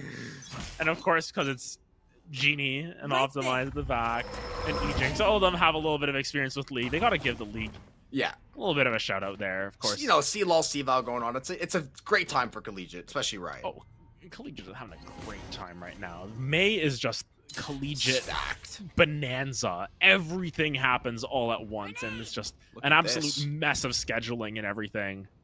Crown has a judge in that Astra smoke. I'm just looking for some timing there. Are we surprised? Hiding late. Not going to find anything. Pearson's going to find first blood, though, with the Stinger. So this little cheeky UBC play through ropes actually pays dividends. Look at all four. The actual all four stacked up. There is no way SFU is ready for this. Stu, that rifle is going to have to be locked and loaded, my friend. You're going to have to make a big play. UBC looking for the go button. Juka finds one. Stu answers for one as well. UBC, though, picking up those rifles and taking down SFU. Yeah, they're trading up with everything. Granted, IDK half HP now. Hammer, believe a little bit low as well. They have like very little shields left on them. Should have been a round lost though. Should have just been a wipe, but as always, the thrifties, the damn thrifties, every single time they come down one way or another, they make it happen. Of course, Crown is sitting with a judge. That 5-man push the ropes was ingenious though too. Oh, IDK. That's a great angle. Uh-oh. Oh, man. No way. Why do I even doubt? Knives? Now Kane. Gonna have to go in for this. No way. No way. Oh, my goodness. No way. He finds it. Oh, Kane. my goodness. Able to clutch it out. 1v3. Why don't ya? Oh, why don't use ya? that spike. Goodness gracious. Kane, the clutch god. We saw the Sage battle op yesterday. Talk about the Jet, and that is a confidence play to get a quick scope. Listen, we always talk about the operator is the toughest gun to retake with. He finds a quick scope and says, you know what? Screw this. I'm busting out the knives. Because when you pull the Blade Storm out, you are saying to the entire lobby, I am winning this round. I am going to find these last 2 kills. I am not wasting this ultimate. That is going to get that timeout out of UBC. And honestly, not a bad call. They're going to be able to afford a buy this round, so you can at least talk about legitimate strategy. You're not like, okay, let's do this, this, and this. Okay, great. We have Stingers. Right, and I guess that tech pause kind of worked as that second timeout because we saw a 5-man push through ropes. So UBC, they're definitely thinking forward when it comes to the game and game plan, but have to make sure they can stay online with the economy. The major thing they need to think forward to as well is how they're going to get 4 rounds on the attack. Because Split is one of those maps where you're happy to go to overtime. Yeah. You're fine to do it because you just coin flip every attack side and you're like, okay, we'll go for it and we'll just try and hold on the defense. For UBC, they had that 8-4 lead. They've lost 4 rounds in a row now. It's starting to creep back in that SFU are starting to dominate a little bit here. You get that momentum going, and we talk about this momentum all the time. SFU are one of the teams that I think have found it the most. They're willing to go down early on. We saw it yesterday on Haven. They were down 7-3 or something against CPP, and they just rattle off 9 rounds in a row. They're just able to do that. This team is the definition of vibe check. You have to have good vibes going against them, otherwise they will just roll over you. Yeah, no, the team.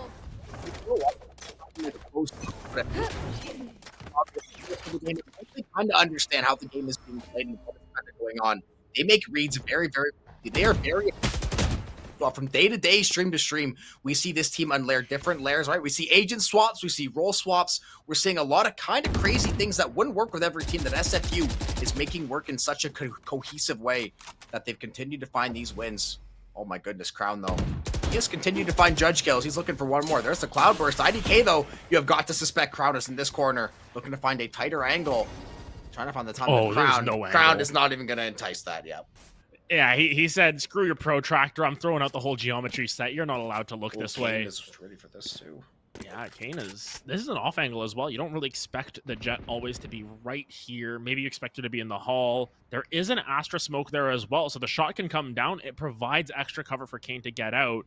There's a flash, Sky flash, though. Oh, this is scary.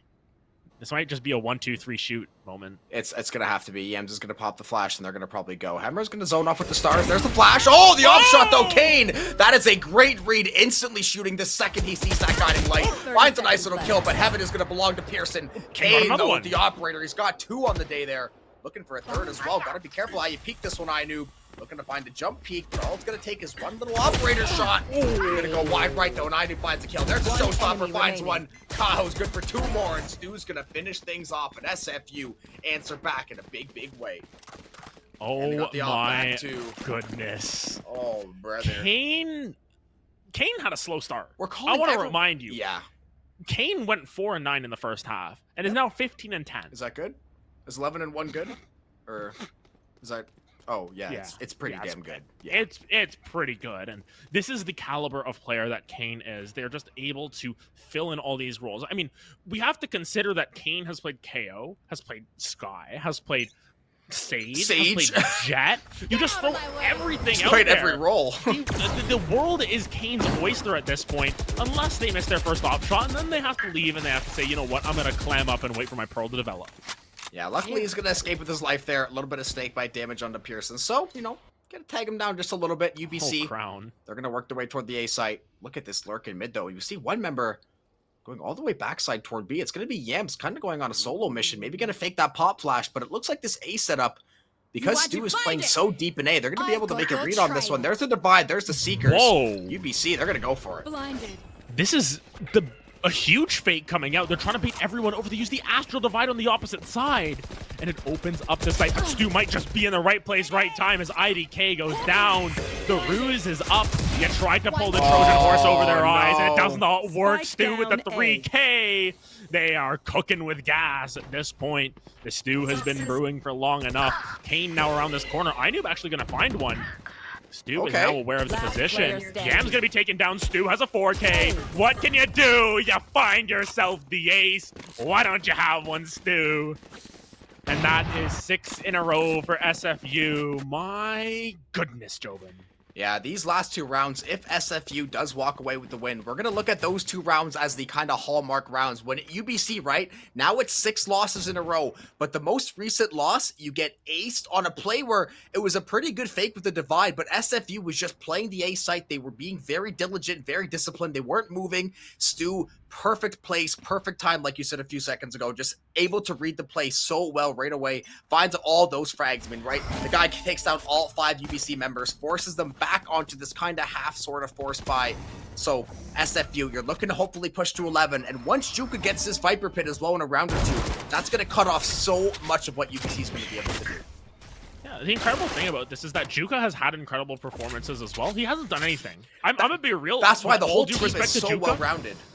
The Juka doesn't have to do anything. Juka sits on the opposite side of the map, just plays their role, does next to nothing, and just makes it work.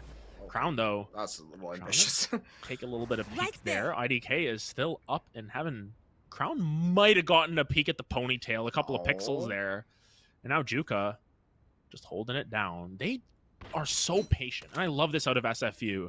They may be the Twitter demons. They may be always trash talking and everything. They may not take themselves seriously. You know, they're ready to learn Chinese if they have to.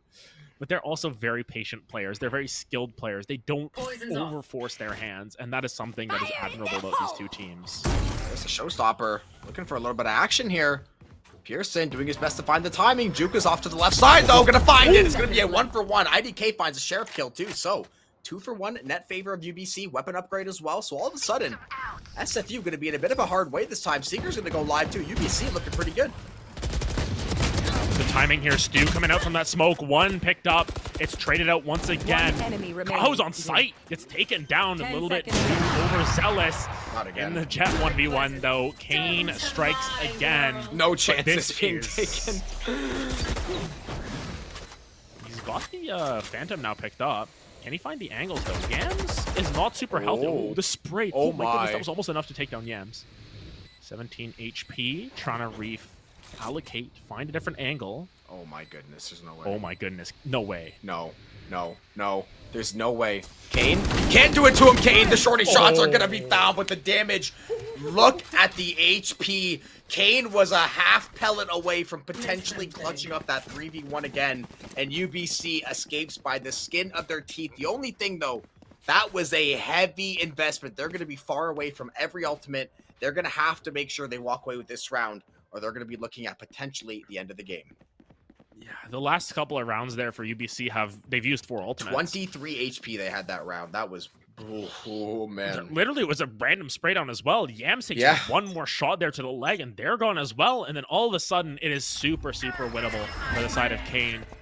Never say die attitude has been fantastic from SFU. Granted, UBC are the ones who end up the victors on that round. Once again, these paint shells, these snake bite, these everything, finding just a little bit of chip damage to come down. Pearson starting to get on the aggressive here.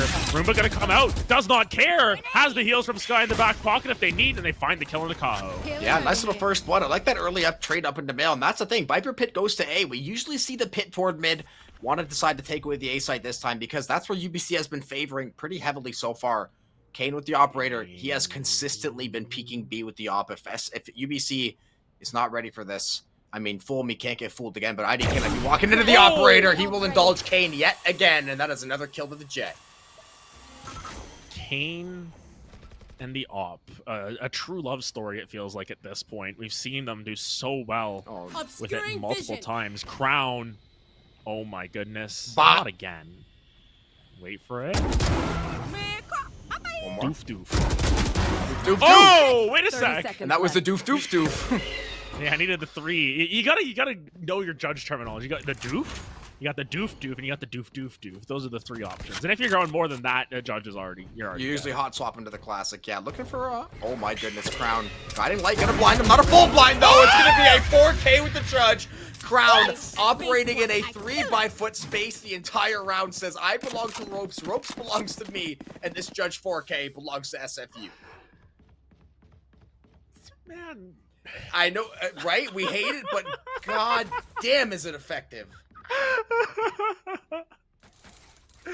Yeah, the UBC are having nightmares of that dragon judge after that. That was like, and that's what puts you on your eco, is that play of all things. Like, that's the killer too. And like, UBC is, they might get to the Blade Storm. They are not getting these ultimates unless they get a 3 or 4K.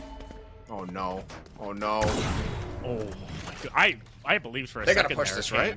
A little bit late. Oh, Psycho! Kane's gonna push it instead. Psycho! You said someone's gonna push it. You didn't He's specify who, and Kane took that as an invitation. He said, I dare you. Peek me. Do it again. Try me, dog. Try me.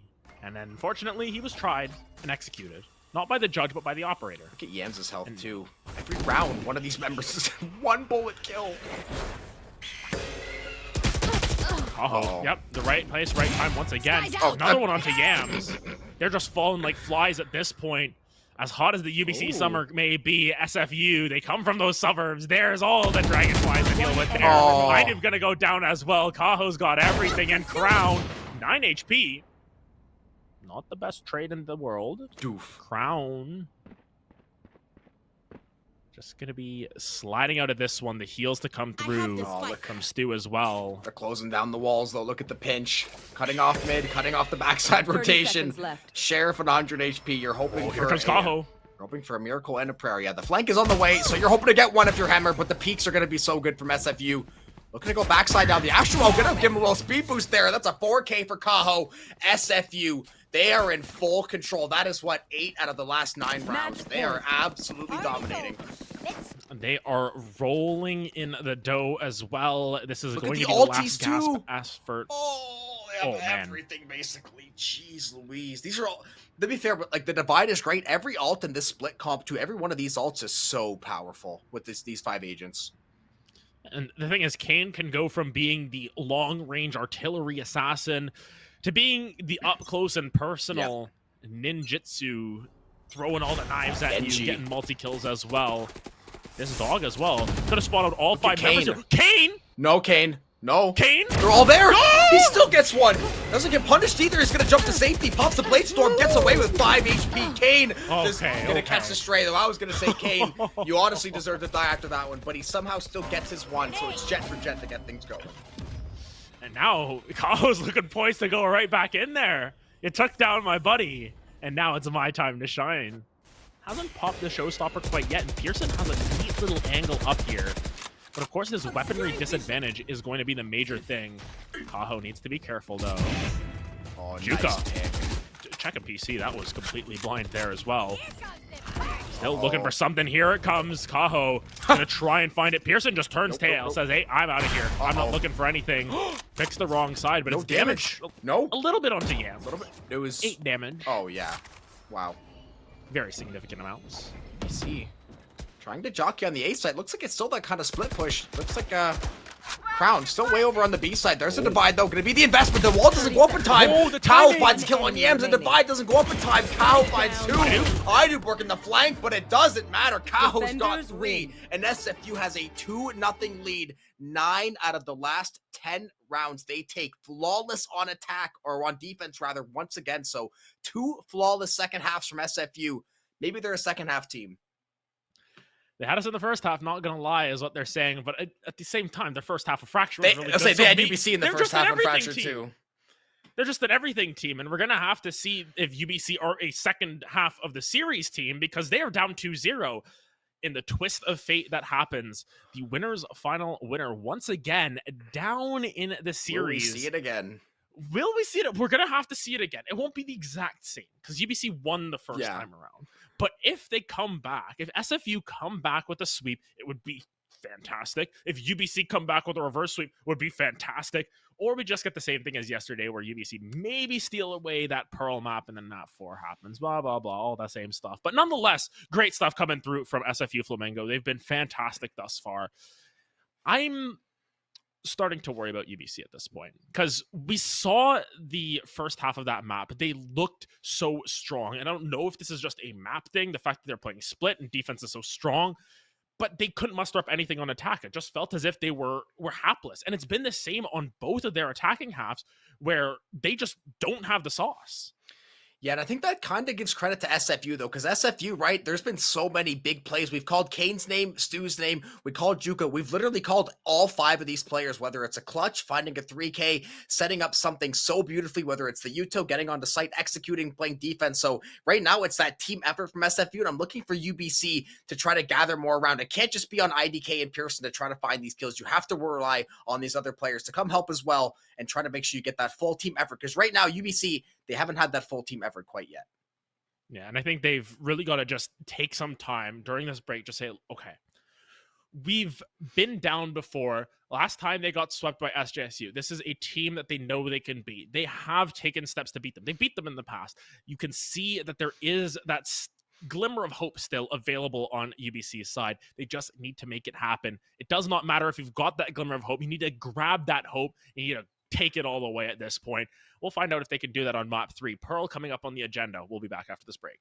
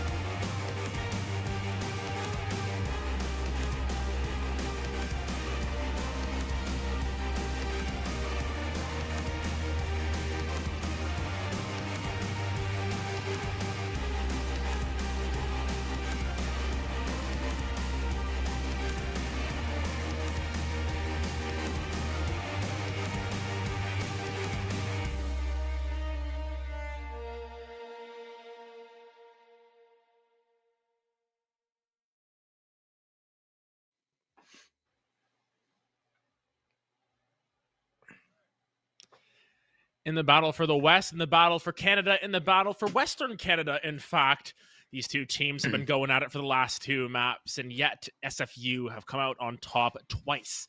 Now on to map 3 we go. Pearl, UBC need to find the sauce here. But of course, looking at the stats from that map, that's a surprising It's some interesting stats, actually.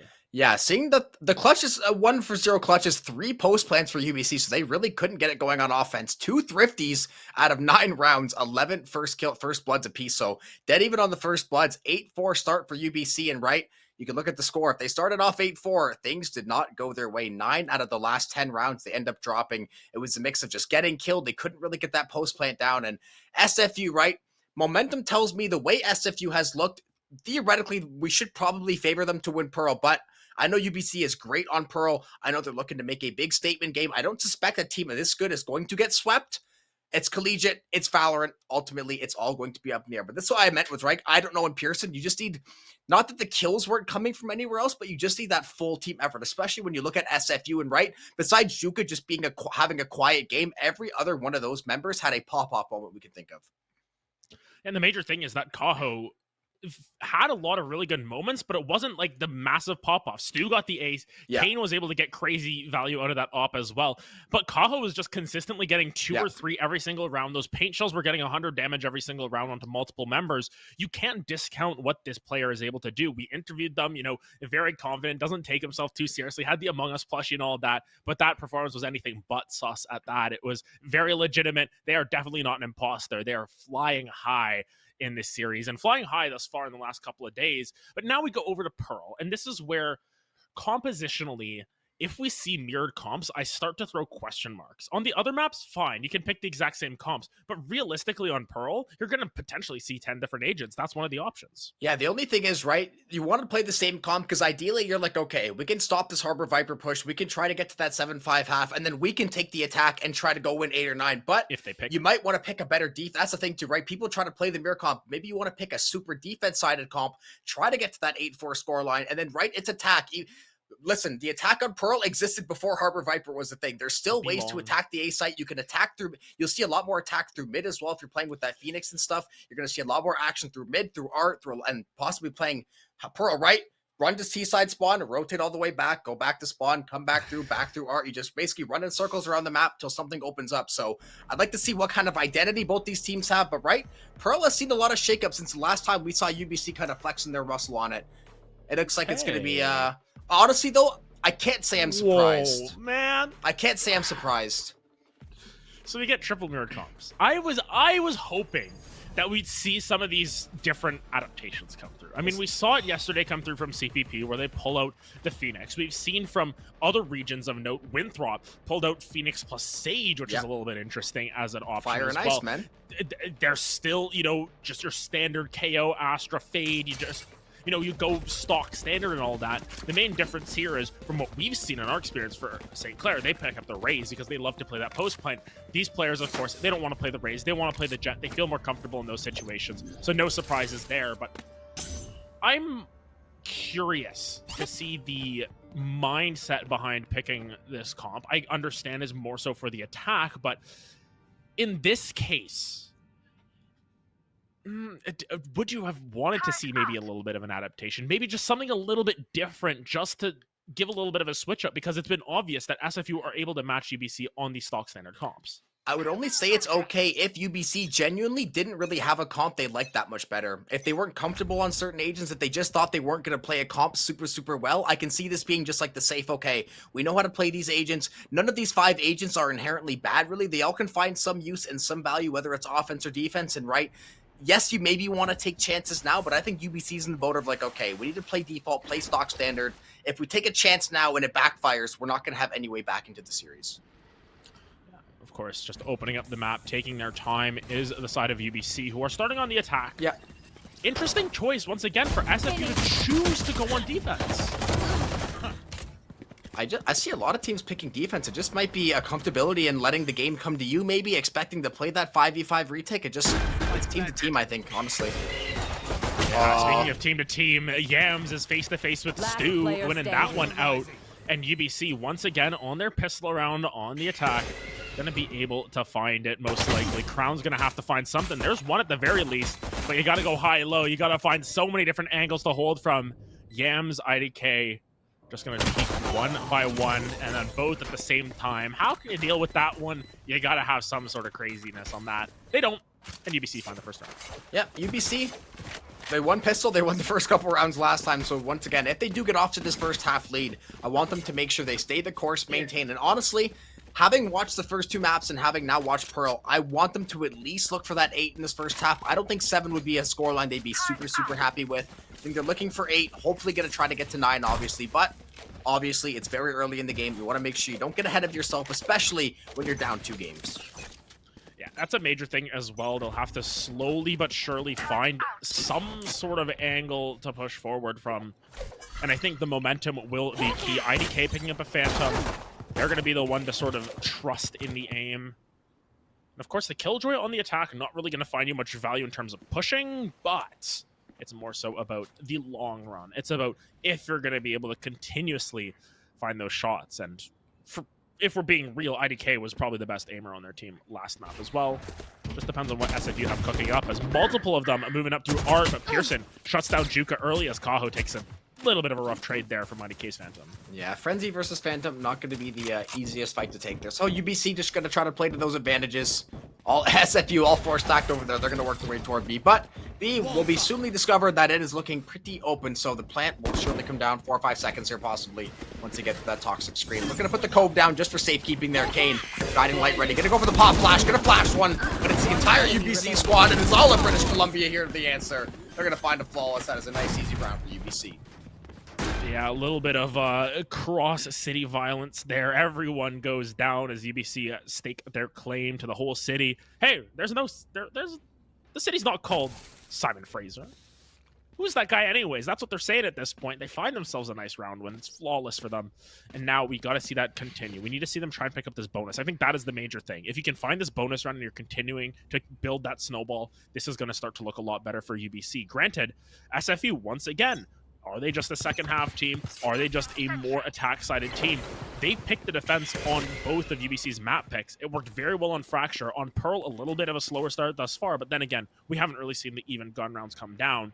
This lurk all the way up from Pearson, though, is very smart. I like this because it establishes at least a little bit of presence towards A, and if anyone pushes into you, you can definitely take advantage of it while the rest of your team goes B. Your Jet is lurking as opposed to the rest of your team.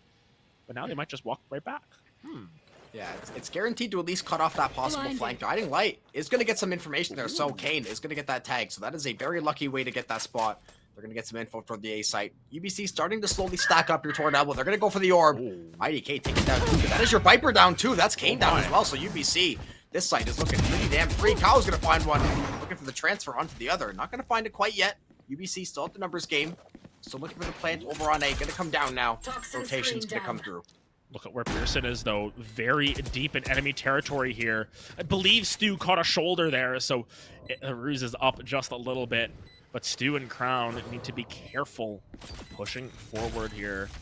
A little bit of an odd angle off of the stair there as Ainu doesn't quite get the lineup they were looking for. Here comes the push the opposite way. That wall is going to section off Pearson all on their own. This Jet is left alone. Will she be able to find it? No, that's going to be Stu picking him up. And now the Cove comes down. You just have to try and stick it at this point. I don't think they're aware that the Cove is there yet because they can't see it. Crown just going to keep sticking it. They'll end up going down, but it's down to half. Stu going to be the next one to fall. Kaho needs to try and make it happen. Going to land some shots. That's 2 going down, but Ainu is still alive. Ainu will clutch out the round as UBC, they hold serve, but they won't hold their weapons. Yeah, no weapons left alive. You're seeing a lot of zeros in the credits there for SFU. So this next round not going to be the most fantastic. They're going to be sticking to probably the sheriffs and stuff. Yeah, you could maybe try to they could force out maybe 2 to 3 rifles here. Depends what they're going for. Kaho might try to grab that hero rifle because at this point in the game, you don't necessarily want to try to save too hard. You want to see if you can get around, at least make it expensive, but Ainu already being on the Viper Pit, Hammer going to be close to getting that Reckoning. Just 2 very, very good ultimates to try to get over there on offense. UBC looking to go to the A site this time around.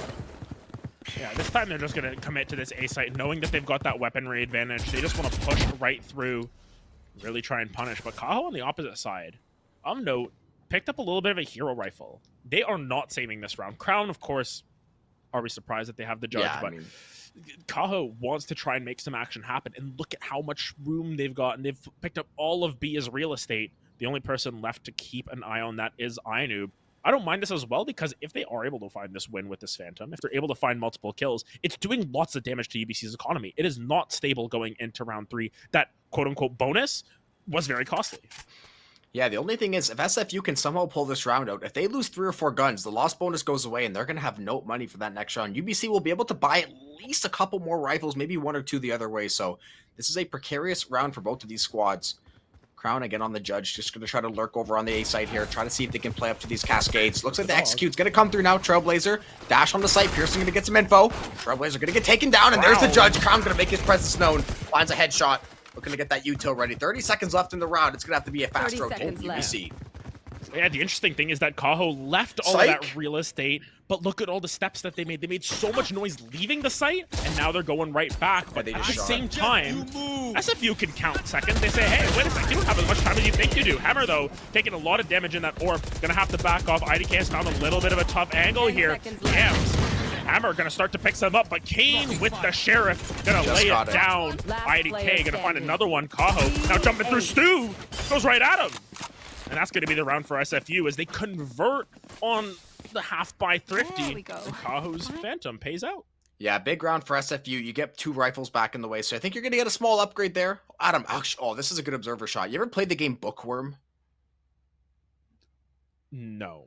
I think it was called Bookworm, that green worm with the top hat and the glasses. I've definitely seen the homie that you're talking about. I just see some of these setups, and I'm like, I wonder if they pulled inspiration from places before, but... Well, I mean, 100%. You look at the arcade. No, it's awesome. Yeah, it's like super DDR. niche stuff that's cool. Yeah, it's wicked.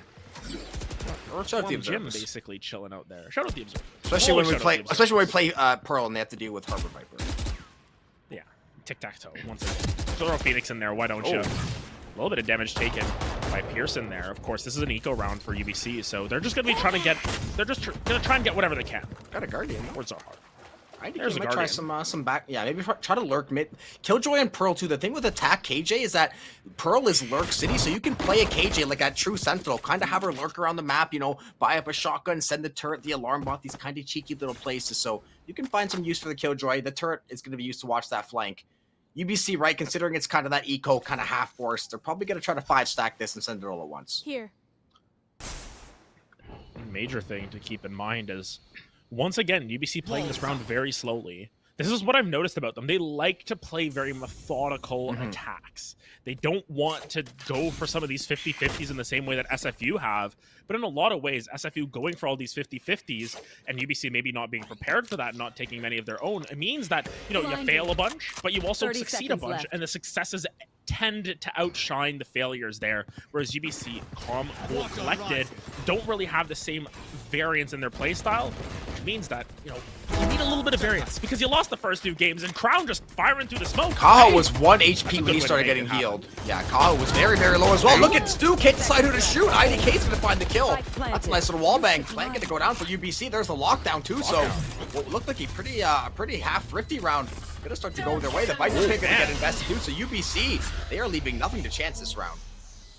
Yeah, and at this point, you might just opt to back out. Crown finds a second one, though. Is IDK genuine 1? Their fate.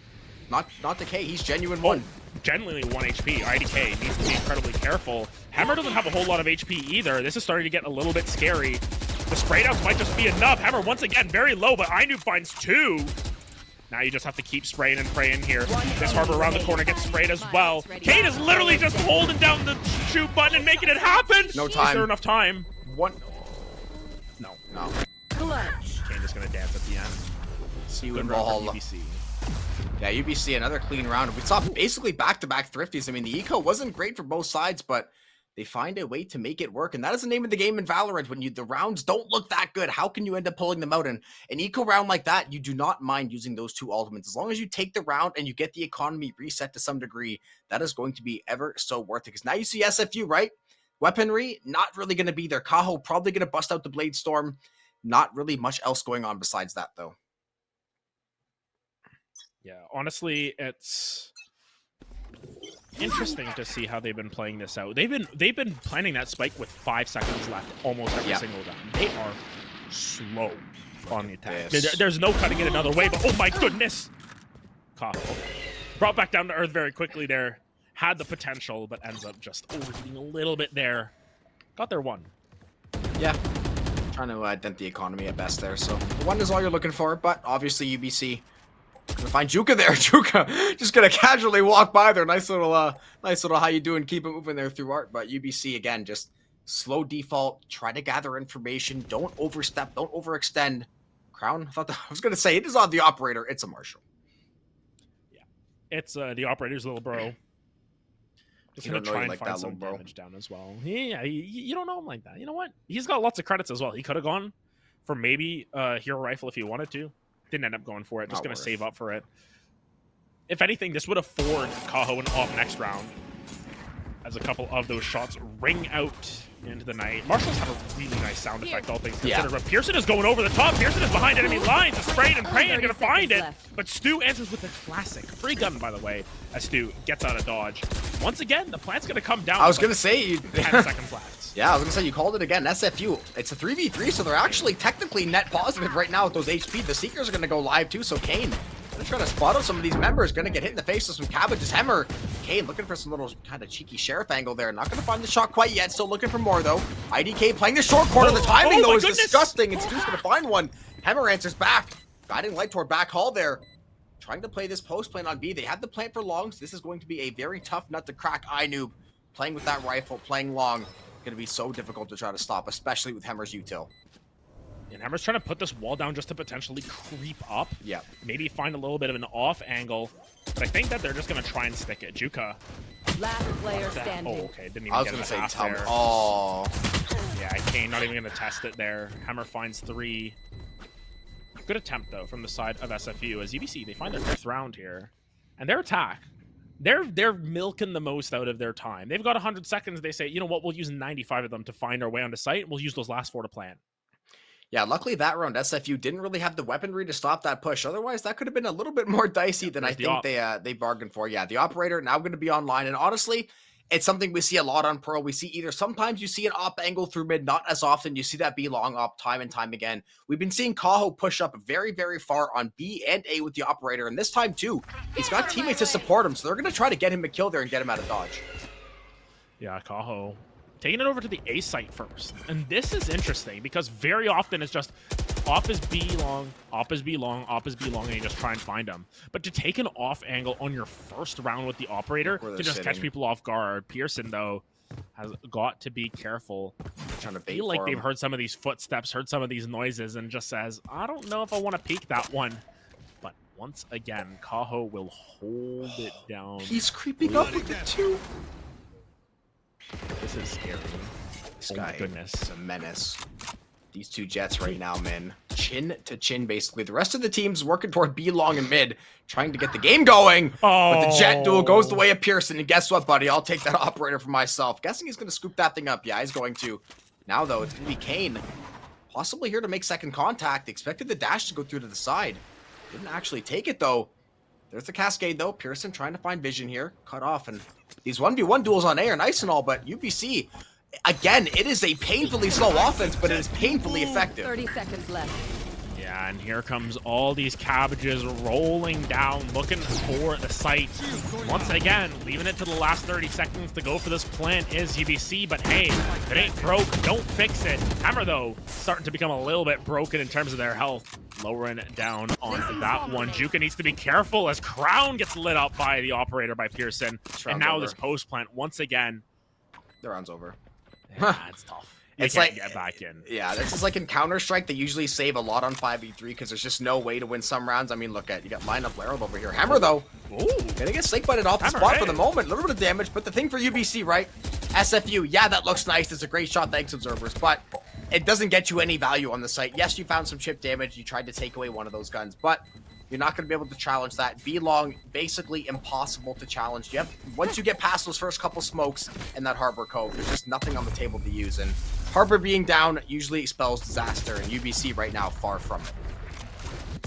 And I think for SFU as well, saving those rifles that you have at least gives you a little bit more fight the opposite way. Crown will just switch back to the judge, no biggie. Major thing, though, is that the operator went the opposite side. And that's the major concern, is that now you've put an operator into Pearson's hands. And Pearson, when they're able to get this op, when they're able to find their angles, they're fantastic with the op. We've seen it in the past. Very likely to continue to see it as we go on here. I want to see if SFU can try and put together some sort of counter to this UBC slow, steady aggression. Maybe they need to be the ones to start the aggression. They need to be the ones to sort of pull the trigger on it, as Crown just taking away that orb so it isn't picked up by anyone else. Pearson, as we talked about, such a dangerous jet player, especially with an operator, even more when it is stolen goods. It'd be even sweeter to find that kill. Stu and Crown, couple of ultimates in the back pocket. SFU has a little bit of flexibility for this round. UBC, though, honestly, we could just time travel to the 35-second mark. They're not going to do a damn thing in the first 30 seconds. Yeah. Gives a little bit of time. Sometimes, at this point, it's just... And listen, it's been working. I can't fault them. Yeah, you know... IDK, oh. Those are the earliest shots I think we've had towards a player in a while there. All jokes aside. UBC just playing calm, playing patient. They'll pull the trigger when they feel like it. The dog comes down. Yam's actually taking a lot of damage here. Tahoe now forced out. But look at this angle from Stu. A nice little off angle there as Yams just sprays down through the billboard. But at least the spike is down now. Kaho and Ainu trading back. Ainu finds two, though. And now the spike goes down once again like clockwork. 20 seconds hit, and that spike is planted. The Reckoning, though, going to come through from Crown. He's trying to zone them off, trying to put a little bit of doubt into them. Wall them off there. Great shot from Kane. Kane going to have to try and find it here, and adds another one onto IDK. And now it is everyone off the board. They wipe him clean. Kane finds 3, and SFU find the response that they needed. Yeah, it looked a little bit jank, but SFU finally gets the job done. They're going to put a stop to that UBC run. They're going to finally collect themselves. The only thing, the economy, not the most fantastic of spots, should be able to get those rifles for the most part. Light armor over on Kaho.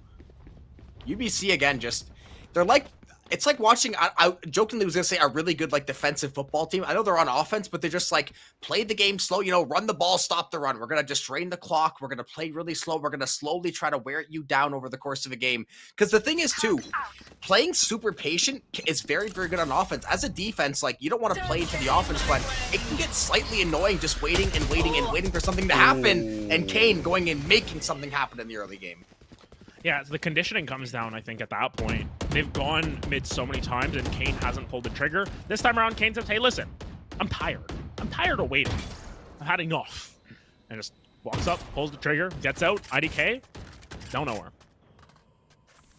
Yeah, and the Viper Pit on A2 is going to probably, I don't want to say force this B hit, but it's going to definitely keep their eyes over toward the side of the map. I think at least for the time, especially now that the support is over there from Kane. Operator, though, still deadly as ever. Stu looking to get some timing. Jump peek. It's going to spot him. Spray down from Kaho, though, but you got to be careful. The operators are waiting for you. Pearson going to whiff the shot. Going to get away to safety. Rotations now going to come through. Pearson got to fly away from that one. Doesn't want anything of Kaho. Is he, though? These shots are still ringing out, though. Still just sitting in that... Oh, Pearson found it. And now the heals come through. Spike is These are mid. the most shots we've seen. Yeah, Spike is still mid, though. They're going to come back B, right? The Viper Pits A. They'd rather fight B with the entire team on it than just the pit over early A. I think so as well, because once you go into the pit, there's no guarantees. You're playing a game. The dog coming down.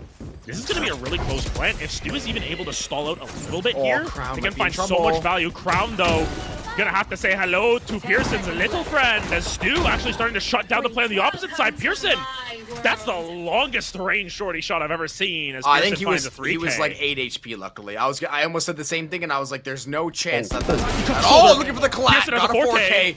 Pearson looking for the ace, though. One more to take down Kane. Can you find the timing here? Looking for the timing with the shorty. That's how you get it done, baby. You go back hall, you get the shorty, you get to work, you get yourself an ace, and you get UBC another round on the board. Yeah, a little glub shorty there, contributing 3 of the 5 kills, I believe, there. Good stuff coming through from Pearson. We needed to see this player get unlocked, and they are doing so. Big shout out to Ainub as well, who's been just promoting the team and helping them out, giving them a little bit of a boost, giving them that 20% damage buff, so to speak, giving them that courage as well to keep pushing forward. SFU, once again, we just have to wait for the attack. I feel like we can't say anything until we see them on the opposite side. UBC, once again, looked very good in the first half. But will that continue? And that is... We don't want to judge it off of history. We don't want to call the shots before they happen. But I don't know. This SFU attack is... They've lost one round? Well, they lost one round on attack on... They lost no rounds on attack on Fracture. We're able to hold on defense on Split, which is basically attack. Kane survives once again, yes. I will say, we know UBC is a lot better on Pearl. Probably one of the better teams that play Pearl in all of the West from what we've seen so far. They have the right comp for it. They have the right execution. And to be fair, and this isn't that default this time. They're going in there and they're getting it done. They're going to find an early plant, but Stu, with the lockdown, plant down and lockdown going in now.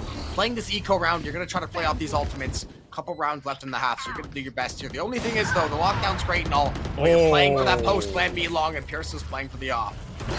It's the knives again.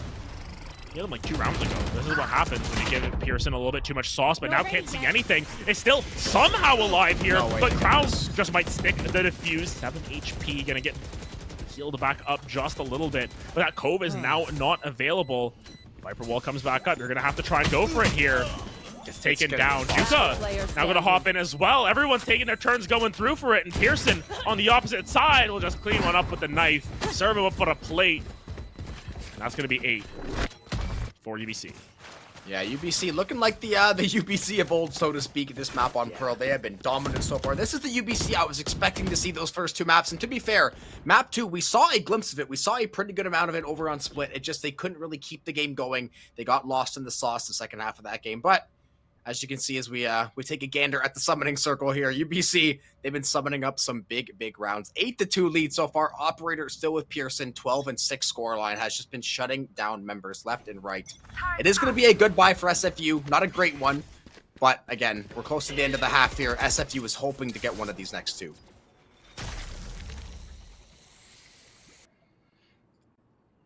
And yeah, Pearson walking up.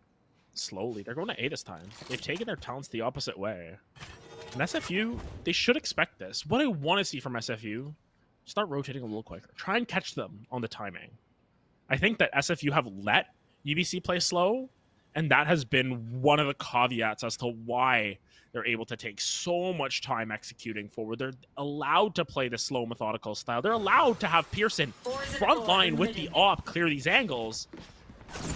And now they're caught unaware once again. Pearson lands the shot on Juka, not scared of the Bulldog at all. Now 5v4, and Pearson's just able to get all the way back there, able to get some crazy angles from behind.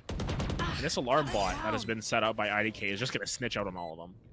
Yeah, Pearson has been doing such a good job finding first blood, repositioning to find that second, third kill. SFU, they are lined up in a nice little conga line. UBC could potentially be looking at a very big play. IDK, though, gets past the Trailblazer. Still getting up close and personal, but SFU reads it well. They're going to find a couple of frags. Hammer finds one back. Sight still taking over. SFU going to find these picks, though. Cow's good for another one.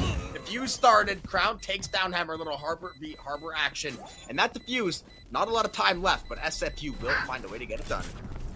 Yeah, they find timing on that flank, and it is all that matters for SFU. They're able to get another one on the board. And now I want to see if they can find another one. Yeah. That's the real question here. Kaho able to recover an operator as well. The buy is okay. Whee! Stu has the op. Okay, no. What's going on? Who has the Crown? Who's has on the first? What's on second? How many on third? Whatever. I don't remember the rest of it. I don't know who has the op. Crown has the op. Okay. Juka has the op.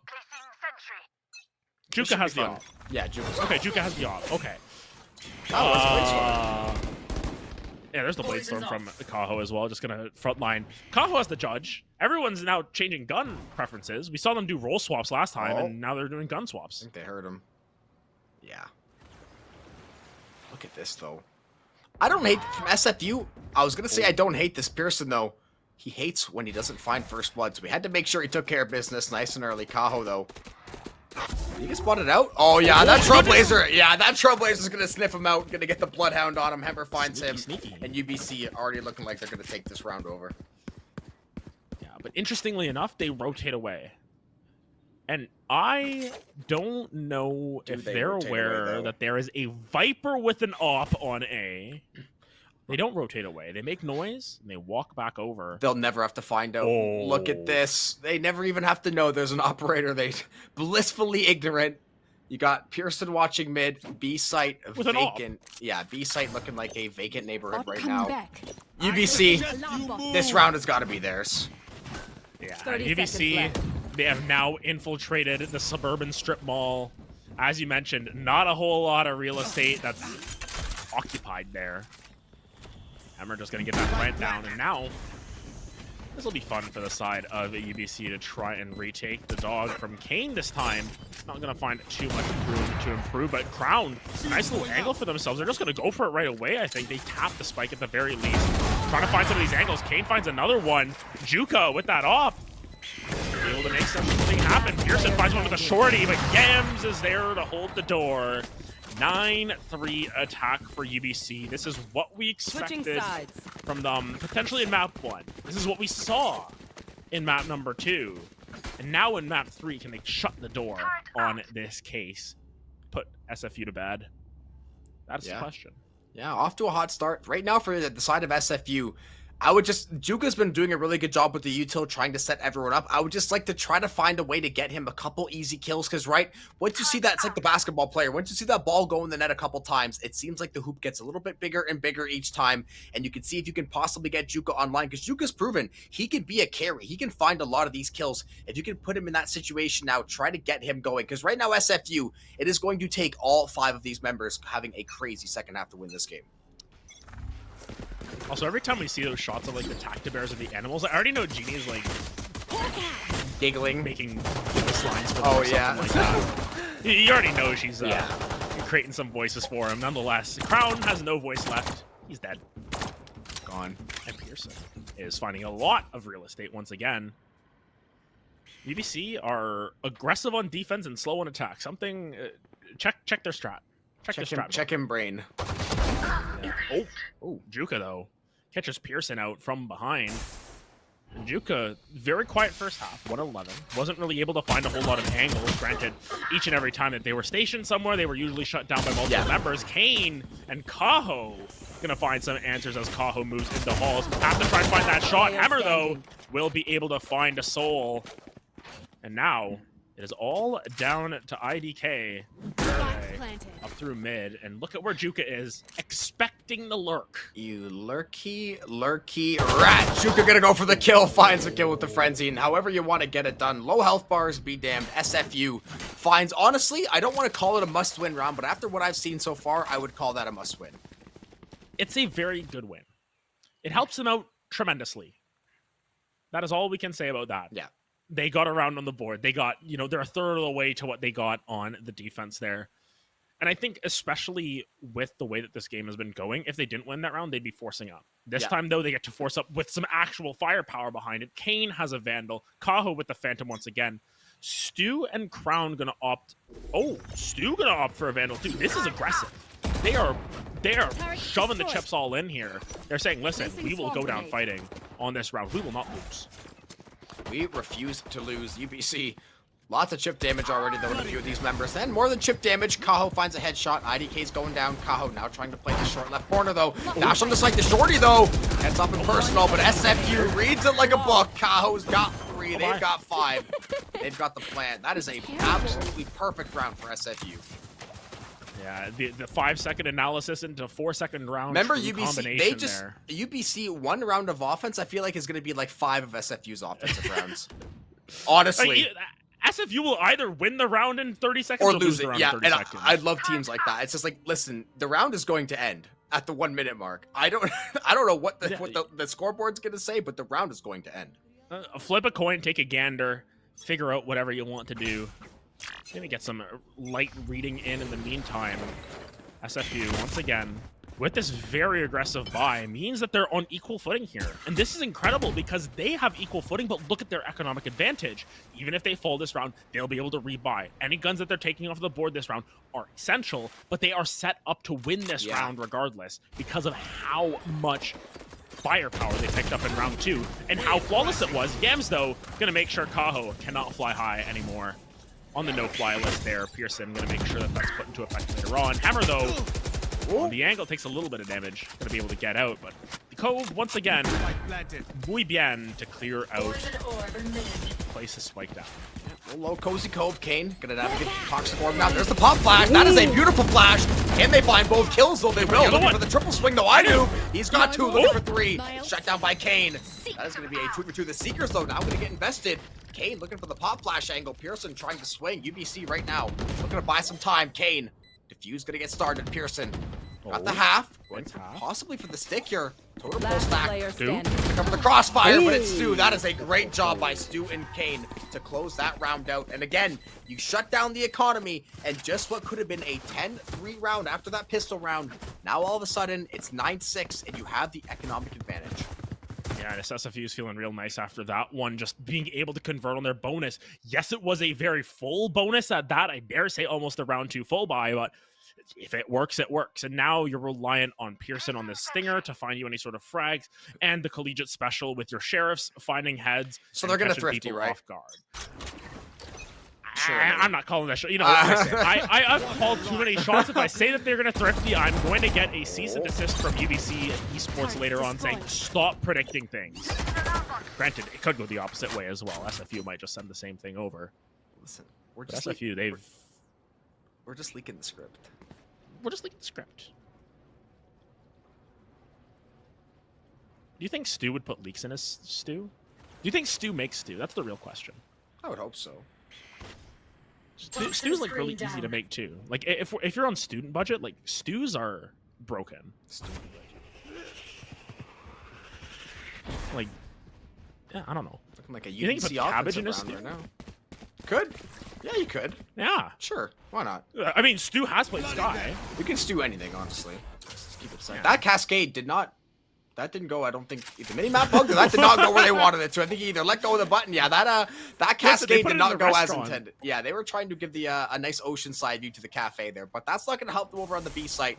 This 35 seconds left, not going to help either. And Hammer is positioned very nicely in the pocket. Hades right behind you, buddy. Hammer's got the gun to the back. That's 2. That's I do for 1, 2. SFU, all of a sudden it's all going wrong. But Stu making it all go right, cooking up a storm. That's 4. SFU, it's going to be expensive, but they're looking to get the plant after a disastrous open.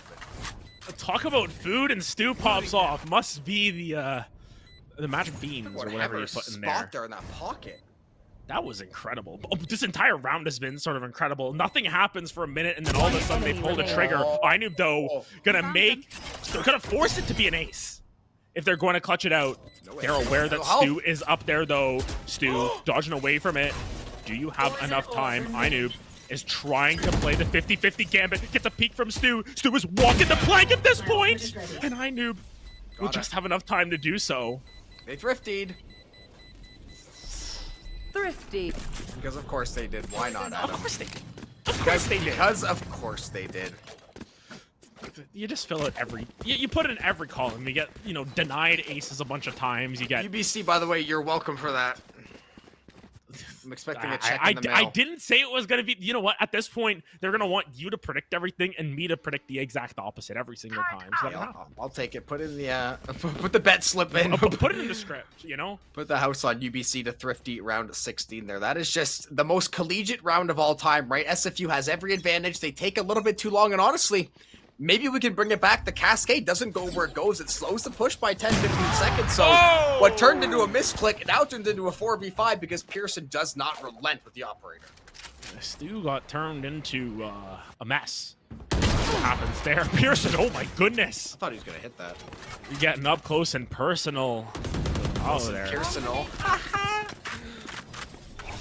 That's a me level part, okay? That's what we're getting at now. IDK is in the sauce. What just happened there? I couldn't see anything as Juka finds a couple of kills in reply, and now SFU, they get their plant down, and now they're just allowed to play off-site once again. Are they playing off-site? No! Crown with the judge. Right there. Of course. Of course. Oh, he might find another one here. Cam's gonna give himself away. Crown gonna answer. There's the judge kill. Kane gonna find one back. So the buys were fairly even, but of course, right? SFU, you lost the easy round and you won the hard round. They think they're the best until we prove them wrong. Yeah. Yep. just get him. Just get him like that. That's exactly how it works every single time. Nothing Eco to be again, expected. Hey, it's you and I when we're in LA. Hey. What's good? Yeah, by the way, anyone going to CVAL Nationals, me and Adam will see you there the entire week. Decided to make a nice little summer trip out of our, after spending months and months in the lab cooking up content, and we're slaving away for the content machine. So, I mean, the real slaving away in the machine is months and months in Windsor, Ontario. True. Truer words have never been spoken. If it was like Vancouver or Toronto, okay, bet. We're chilling. If it's LA for those months, okay, bet. We're chilling. If it's in Windsor, Ontario, we need to change the scenery. SFU don't need to change the scenery. They are just going to the same site over and over and over again. Backside of the cove, just finding a nice angle, and Hammer lights them up. Happy birthday, Mazel Tov. They are sent packing with that shot. 4v4 though, and this is a little bit of a harder situation. Health bars too. Through. Yeah.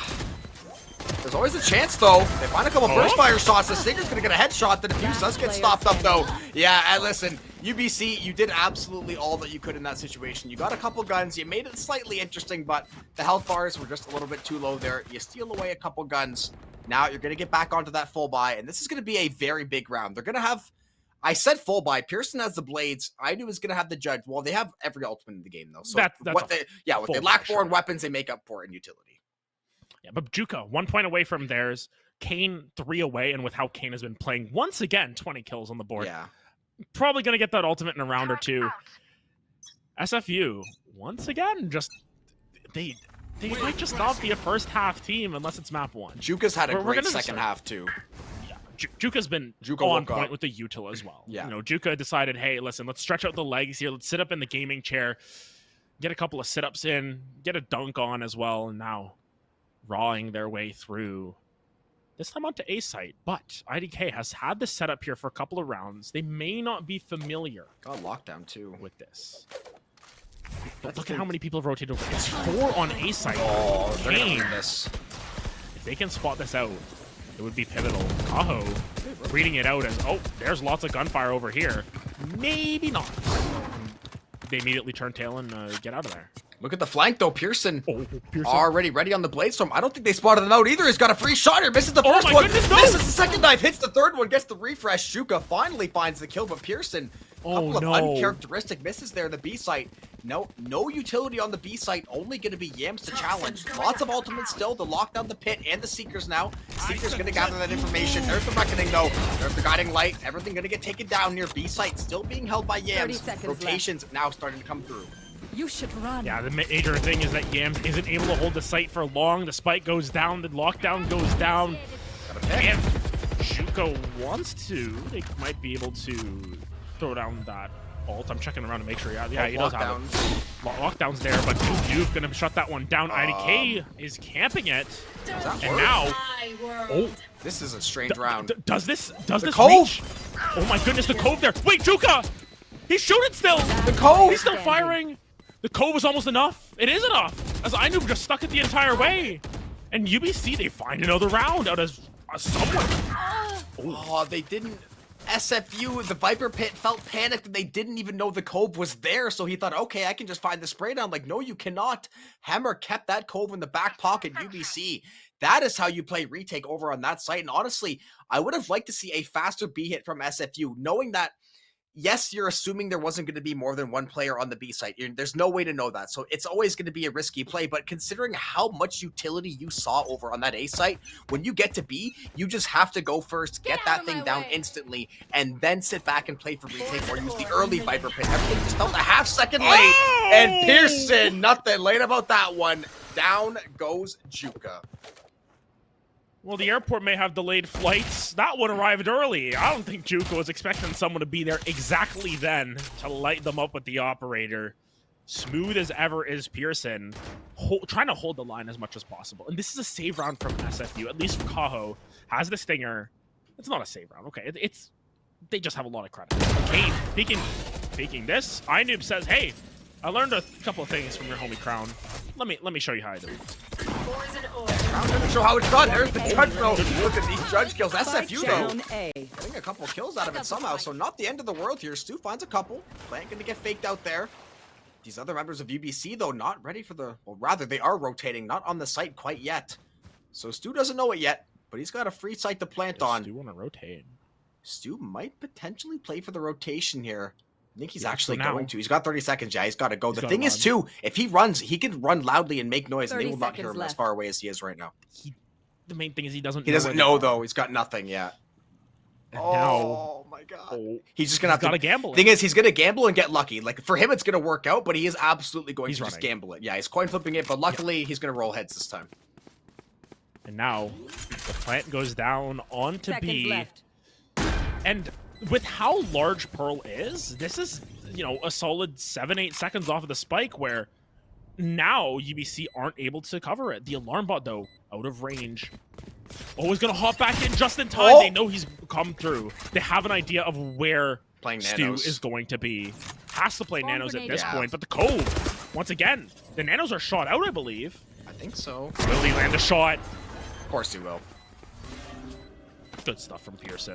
And that's Yeah. UBC on 12. We talked about them potentially clapping back on Pearl. I dare say that the clapping is happening now, as SFU will have to rattle off 4 rounds in a row to force Match point. overtime, and then it's all up to the cards. Yeah, this is definitely a version of the clapping right now. UBC is finding every way to get it done, and like we said, it's more of that team effort. IDK was finding a lot of the picks the last game or two. Now just locking down on that killjoy, consistently changing the setups, trying to keep the side of SFU guessing, and the rest of these members, right? Pearson, I cannot wait to see the first blood stat because I guarantee it's going to be at least 6 or 7. It feels like with how many times he's won these 1v1 duels, and UBC getting these early advantages has snowballed time and time again. Crown now going to opt for the Odin, so we're finally going to see some Odin gaming. All it took was 3 maps. Miles. And the main question is, that I have, is it the Smite Odin? God, I hope not.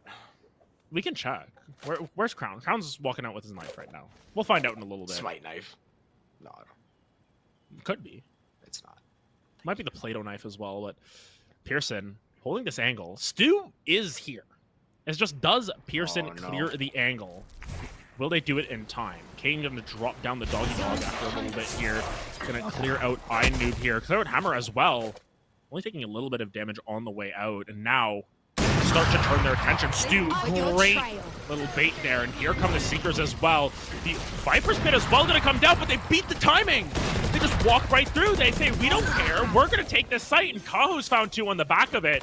Yams might be in trouble going through window here. Kane just pushes forward to Hammer. Oh, he's got someone right underneath them, though, as Yams commits sky-on-sky violence. 4v2, though. That Viper's Pit was unfortunate for iNoob. Yeah, Yam's climbing in their windows and snatching those kills up. That was a nice little lurk to the backside of the site. SFU though in control of this round. It is Crown, Smite it is Odin. the Smite Odin. So yeah, he's gonna have double damage on that Odin. They're gonna find the timing on Yams though. Yams looking to get this operator and possibly turn Yams. tail. That is a nice Oh. little angle though. He said I could use this thing too. Gonna get a free little gun there. And for the side of SFU, any gun you lose right now is Last going to be player so standing. critical to your success because you're not gonna get the loss bonus anymore. And any more round losses mean this game is over. So you have to start playing that macro game too. They turn tail. They save their tails on that one. Save the off too. SFU are going to need to find that momentum. They need to just grab it and go. They're gonna have to Grab it and go. find a lone shark too if they potentially lose another gun or two after they win a round. Yeah, and they're going to have to find another map if they lose this round. It'll be an eco actually. They'll be fine this round. I just looked. They should be okay. Yeah. Well, we said that. We say that. Pearson but does have then- the op too. That's like, if he can find a quick one and get a rifle, this round can turn. But that would have to be the kind of situation I think. But of course, Pearson's been incredible on Pearl.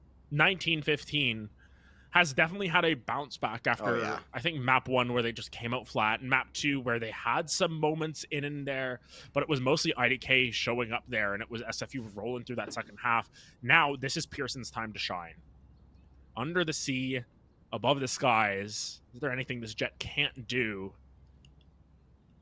All comes down to this round, next round. You still have a couple of chances if you're UBC. You've got a couple of game points here.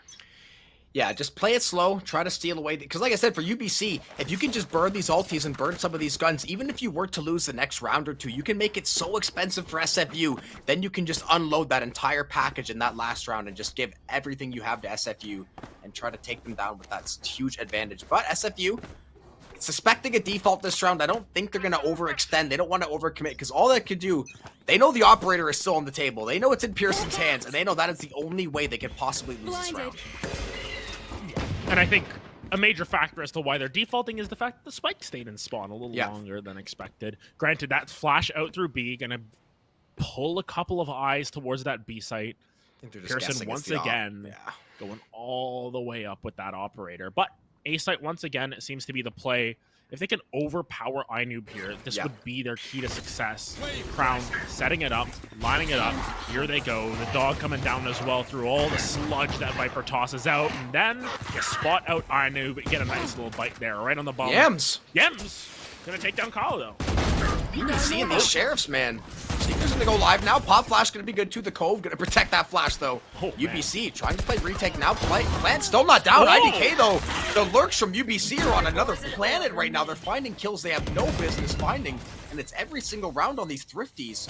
Yams working backside here still. Odin in hand. Oh man. Kane trying to play the crossfire into Flowers there.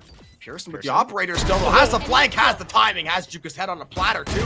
Looking for a second one. Gonna land a couple shots there. Yeah, trying to back off though. Cloudburst to delay. Crown still on the Odin, still on the site.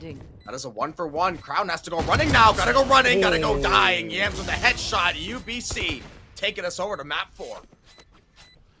Honestly, very good bounce back performance from UBC. I think we got to see a lot more of what they wanted to do. We got to see their calm, calculated approach to Valorant, and this was the real UBC. It took them 2 maps to get it, but if it works, it works. And they came through in flying colors there. They end the game on a thrifty plus an op, and of course it happens like that for UBC. But honestly, I'm satisfied with how UBC played. I think SFU did what they could as well. There was a couple of shortcomings there where they just sort of lost rounds I felt like they shouldn't. And once again, it's that coin flip style that they go. You can only land heads so many times. You can only land the coin on SFU win so many times before UBC start to scratch them back in their own regard. But now onto map 4 we go. And this is where things get interesting because it's Ascent.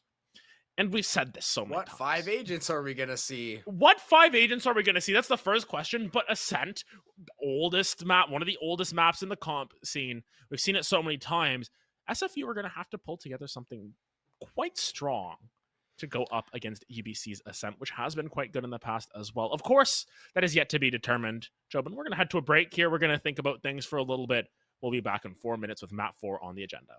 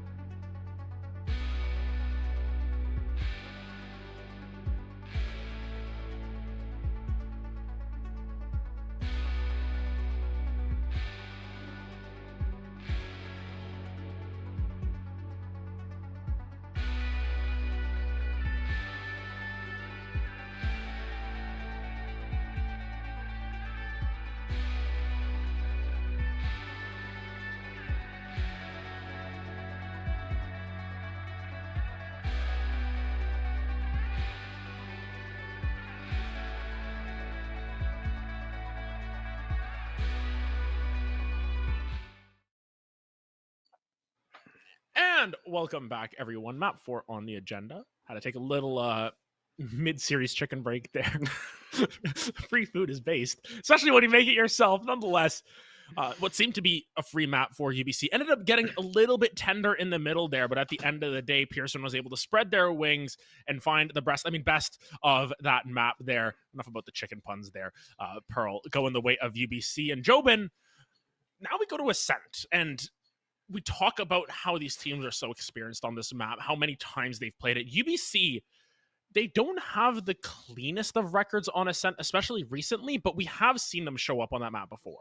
And listen, it's Ascent. Even if a team might not necessarily be the best Ascent team, they're going to be familiar with it. They're going to know what to expect, kind of how the game is going to play out, right? Ascent has been figured out to the 99th percentile. There's not really a ton of wiggle room. We see some Gecko here and there, you know, some switches, Astra, Omen. There's a couple small things you could interchange here and there. I'm not expecting to see any of those changes. And as a scoreboard, I saw the quick little sneak peek there. We are going to have the same 5 you would have expected to see for the last 8 months. Adam, please send help. My main question now is if this goes to Icebox, are we going to see mirrored Icebox comps? Because surely at some point they're going to try and throw a little bit of a wrench into the plan. At some point, right? Surely, We've had right? 4 mirrored comps in a row. Cope harder. I'm going to have to. I'm going to have to find something. There's no Canadian copium today, so we need some kind of other copium.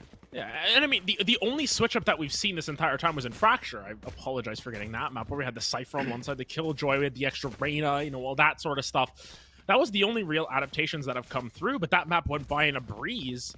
This time around, it's, once again, the stock standard, hey, we've played Ascent 8 trillion times, we know what's good. It's the comps that we played in Premier last night. The fact that, you know, us gold players can figure out what the comp is, you know, that's how you know it's good, because anyone can play it, and it is just so consistent. We ran Sage because we defined the meta. True, we did run Sage because Jackson also doesn't play. Jackson's a one-trick. But that's beside the point here. What is on the point is going to be SFU. Started on the attack this time around. First time that I believe we've seen this happen. Makes sense because Ascent normally seen as a little bit more defensive-sided. Some shots going down from IDK immediately on the site. Ooh, IDK finds okay. 2 with the headshots there. Kane going to be able to trade it out, but now Crown in a precarious situation right next to the door, trying to find a crossfire. The door will close, and at the very... Oh, the door's not going to close. It's going to get just broken down. Big Paranoid at least going to afford the plant here if Kane can get it down. Inoob ends up peeking a little too early. They're still faking this plant. What's going on? Look at these health bars, too. I think there's no util. Yeah, the KO nade is not going to be there. They just have the one flash. UBC double stack in heaven there. Pearson trying to find some timing. Pearson looking for it, though. Looking to find the share shots. It's Flamingo. Nice little 2 for 2 there. Yams getting to work off the top side, but Cow's there for the answer. SFU, good way to open things up. Fancy feet wombo combo from Kaho. They're dancing around all of the bullets from Pearson. Call him a player from CPP because he was Neo in the Matrix there. Of course, Kaho once again coming through with a great clutch for the team. Now SFU most likely going to buy up here. There's the Phantom once again. There's the Judge for Crown. We know these teams well enough at this point. Yeah. Shocking result. On the opposite side, a couple shorties of Frenzy. This time around, Pearson's not going to opt for the Sheriff at the very least, which we will often see.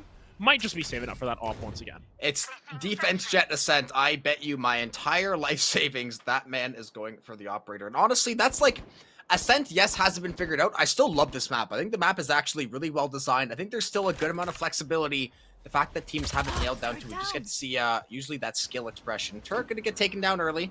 SFU, right, gonna try to play into these weapon advantages. You don't want to take, yeah, that shorty. They're not gonna challenge that short corner now. The Cloudburst is gonna be enough to dissuade them. Spike defaulted kind of back toward A. The rest of these members trying to take space toward market, though. Yeah, and Inoob on the Sova has just been backed all the way off here. This map is dark. There is 4 members on the A side. They have to gamble stack this to some degree. And mid is just a death trap. Look at all these angles that are being held. Slowly but surely, they march their way forward here. Inoob is going to just have to guess when they're going in. Seems to be right now. All the way in is Kaho. Inoob removed from play. Juka just making sure there's no one else on the scene. And the plant should be coming down from Crown shortly. Yeah, that paranoid from Crown was so good, and that's why Omen is so good on this map. The paranoid can just catch through anything. Pearson gonna get away for a second. 5 Spectre bullets left, though. That's not gonna be enough. The right-click headshot. Spike Gonna be a slight weapon upgrade there, too. So Yam's gonna work his way to an SMG now. UBC now gonna try to have to play this site. Juka playing that long with the Bulldog there. Yeah, double Bulldog up there with him and Kane.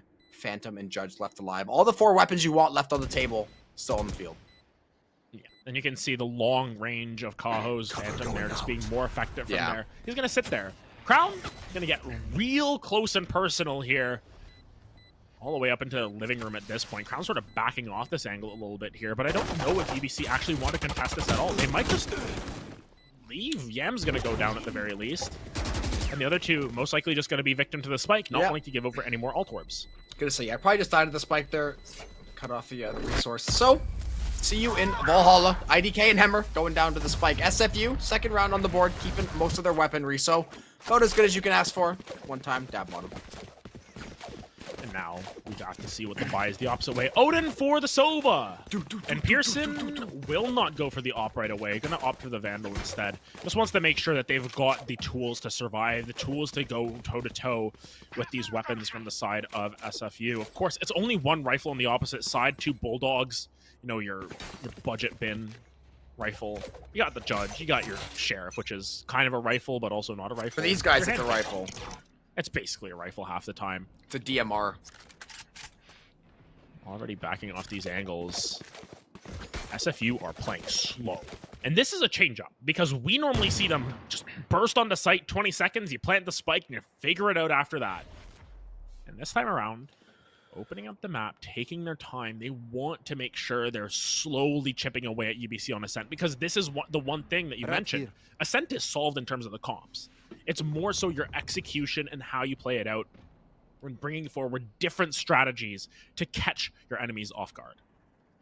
Yeah, it's all about the mental warfare, trying to catch people off guard, going for these little, what we refer to as weird kind of lurks when you're playing solo queue and such. There's the execute, though. 0 point. Gonna get 3. A little bit of grenade damage, though. Pearson down to 37 HP, and Hemmer getting tagged a bit, too. So that KO nade, I think, actually giving a ton of damage over to the side of SFU. So that's gonna be a nice little entryway.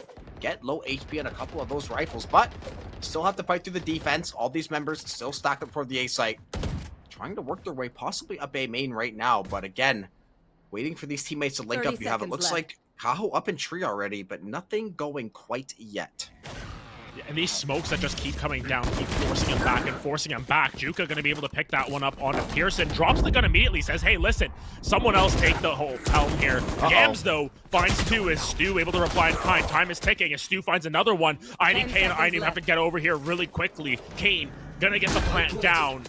Picking up that Judge for themselves, and now the angles game commences. Are they aware that Kane is there? Yes, they are, but Kaho, right around that corner. Stu's health, too. Aware now. Stu's going to be careful, but Stu finds a 3rd. And now the little friend comes out. Inoob, unable to find the angle. Fisher Price Odin will go the opposite way as SFU hold their bonus. Right? Yeah, that's a big round for SFU. You hold the bonus, you keep UBC at bay at least for 1 more round. You keep essentially you keep Steel. You 2 net neutral weapons. There are 2 of the rifles still get to keep in your possession. UBC, Yam's gonna force the Bulldog.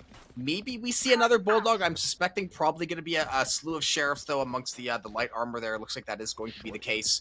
Yeah, maybe a shorty for Pearson, a couple off that Blade Storm as well. So not, the closest to it. Yeah, gonna go for, they're gonna figure it out. SFU, no mince words. We're going rifles, we're going full armor. Oh! I'm guessing there's gonna be a fast execute. Pearson, though, trying to size something up nice and early. Yeah, the dart from Stu as well. We won't talk it's about seen it. better days. We won't talk about it. There was a nice clip on Twitter of Stu's dart on Pearl in one of the NECC matchups where he was trying to dart down B long on Pearl and he just darted the wall right next to it. It was like the Cascade earlier. Could have been. Yeah, he sort of left in no man's land. Stu, though, makes up for it by killing Inoob. So, hey, at the very least, you threw out your dart. Inoob unable to follow suit. Hammer and Pearson, though, linking up, finding a couple of kills with those Sheriffs. And hey, every single time, the collegiate Sheriffs keep going, gatekeeping their way to any sort of economic advantage. Pearson, though, gets caught on timing, and Juka once again lurking Larry every single time. Oh, Crown has 2 members. Shoulder to shoulder. This Owl Drones too, though. You're in a bad way, my friend. UBC's got the frags. All of a sudden, things going sideways. There's a pop flash. There's a paranoid. Oh, the straight up gets one. Finds the reswing. Gets 2. Crown, you played with fire, but you found the round nonetheless. So even though it was scuffed as hell, SFU will be happy to walk away with the winners. Playing with fire, but call him Prometheus. He claims the fire. Damn, Stu was loaded. It down. Stu at 9K. Stu's rich. Oh, look at UBC. Look at this investment. Ooh. Operator. Altis too. I suspect UBC is going to invest a lot into this round, though. If they, you don't want to lose this bye round again, because this is grand final point technically. SFU starts 6-7-0. UBC now has to play from behind to try to preserve this championship series. Stu gonna get a better dart down this time. Gets the God Arrow down mid. Doesn't spot out Pearson though. Pearson actually using that outburst to block it out. But look at where Kaho is. How did he get there? Great push. Wow, just all the way into the back. Takes down the operator. Good trade as well. I mean, Kane goes down. You lose a little bit of your util, but you've still got Stu. You've still got all these opposite angles to be able to hold. 4v4 now on the execute as Stu continues to march up A. Might be looking for a little bit of a rotato potato here as Crown 1 point off of that ultimate. Maybe just picks it up. Heads on out. Hammer predicting one of these errant bolts. Yeah, he's checking the lineup there. Nice little shot from the observers. KO. Nice little kill though. 34 HP. Still gonna be alive. Dark cover gonna get sent out there. 0-point knife to follow. There's a pop flash. UBC trying to lair this utility now. SFU slowly creeping up toward the B side here. There's the dash toward switch. IDK, a couple of pop shots there. Hammer gonna find the swing, finds the timing. Yams and Hammer working the 2-man game. Juka? Now Yams riding underneath Juka, but Juka's gonna win that one. Stu's gonna find one. Hammer trades him though. 1v1, 11 HP on Stu, 85 on Hammer. Recon dart, not gonna find anything. Stu. Hammer and Stu though. Stu, you have to find the first shot here, but it's gonna be Hammer. The HP is too low, and Hammer is too quick on the trigger, and UBC's back on the board. Yeah, Peaker's advantage there. It just seemed as if Hammer had the better angle onto Stu. That's going to be an okay round for the side of SFU. They make it costly at the very least, but should be able to buy back up. Pearson with the knives, going to be okay and good to fly as well. Juka, really the only one who might be left in the sauce in terms of the... There's a Bulldog. Yep. 0 credits, full force. They have all 5 ults. There's 8 ultimates available. We haven't seen I don't think we've seen an ult yet in the game. Nope. Watch this. Oh, well. There's one. Oh, and watch this. Immediately they go away. Yeah. Watch this. Get such work. There's the lockdown though, and this is a smart play because they're gambling that the Sova's on the opposite side of the map. I believe they might have seen that dart. You can't break this in time. You won't be able to drop down your ult, and now the ult into Boathouse. You've gotten the entire site for yourself. You found the timing, and it's an SFU standard. They plant within 30 seconds, and now they will hold the site. Here comes the Hunter Fury as well, trying to clear out space. Stu's able to take down IDK. Pearson, though, with these knives, has to be oh so cautious. Moving forward, dashing in there. Juka put on a platter, put him on a poster at this point. Gets raw out of his own. Kane as well, not able to find that angle. Pearson is finding everything here. A 3K going. Makaho is looking strong at the back. Stu going to be able to take that one down. It is Stu versus Yams. Stu once again gets cooked as Yams slices him up, dices him up, throws him down as UBC find another round for themselves. Yeah, chopped and dropped. UBC, these are some very messy, very chaotic rounds. UBC somehow, though, it ends up being Stu in a 1 HP clutch both times. And luckily, and the same thing as last time, we saw the last member alive pick up that Odin once more. And UBC, again, full forcing to the 9s. Operator, again, they kept that Odin from last round. SFU, I think they're going to be forced onto a half save. I know they're not going to have enough for 5 rifles. And we saw a lot of ultimates get taken off the game last round. So, curious what the buy is going to be.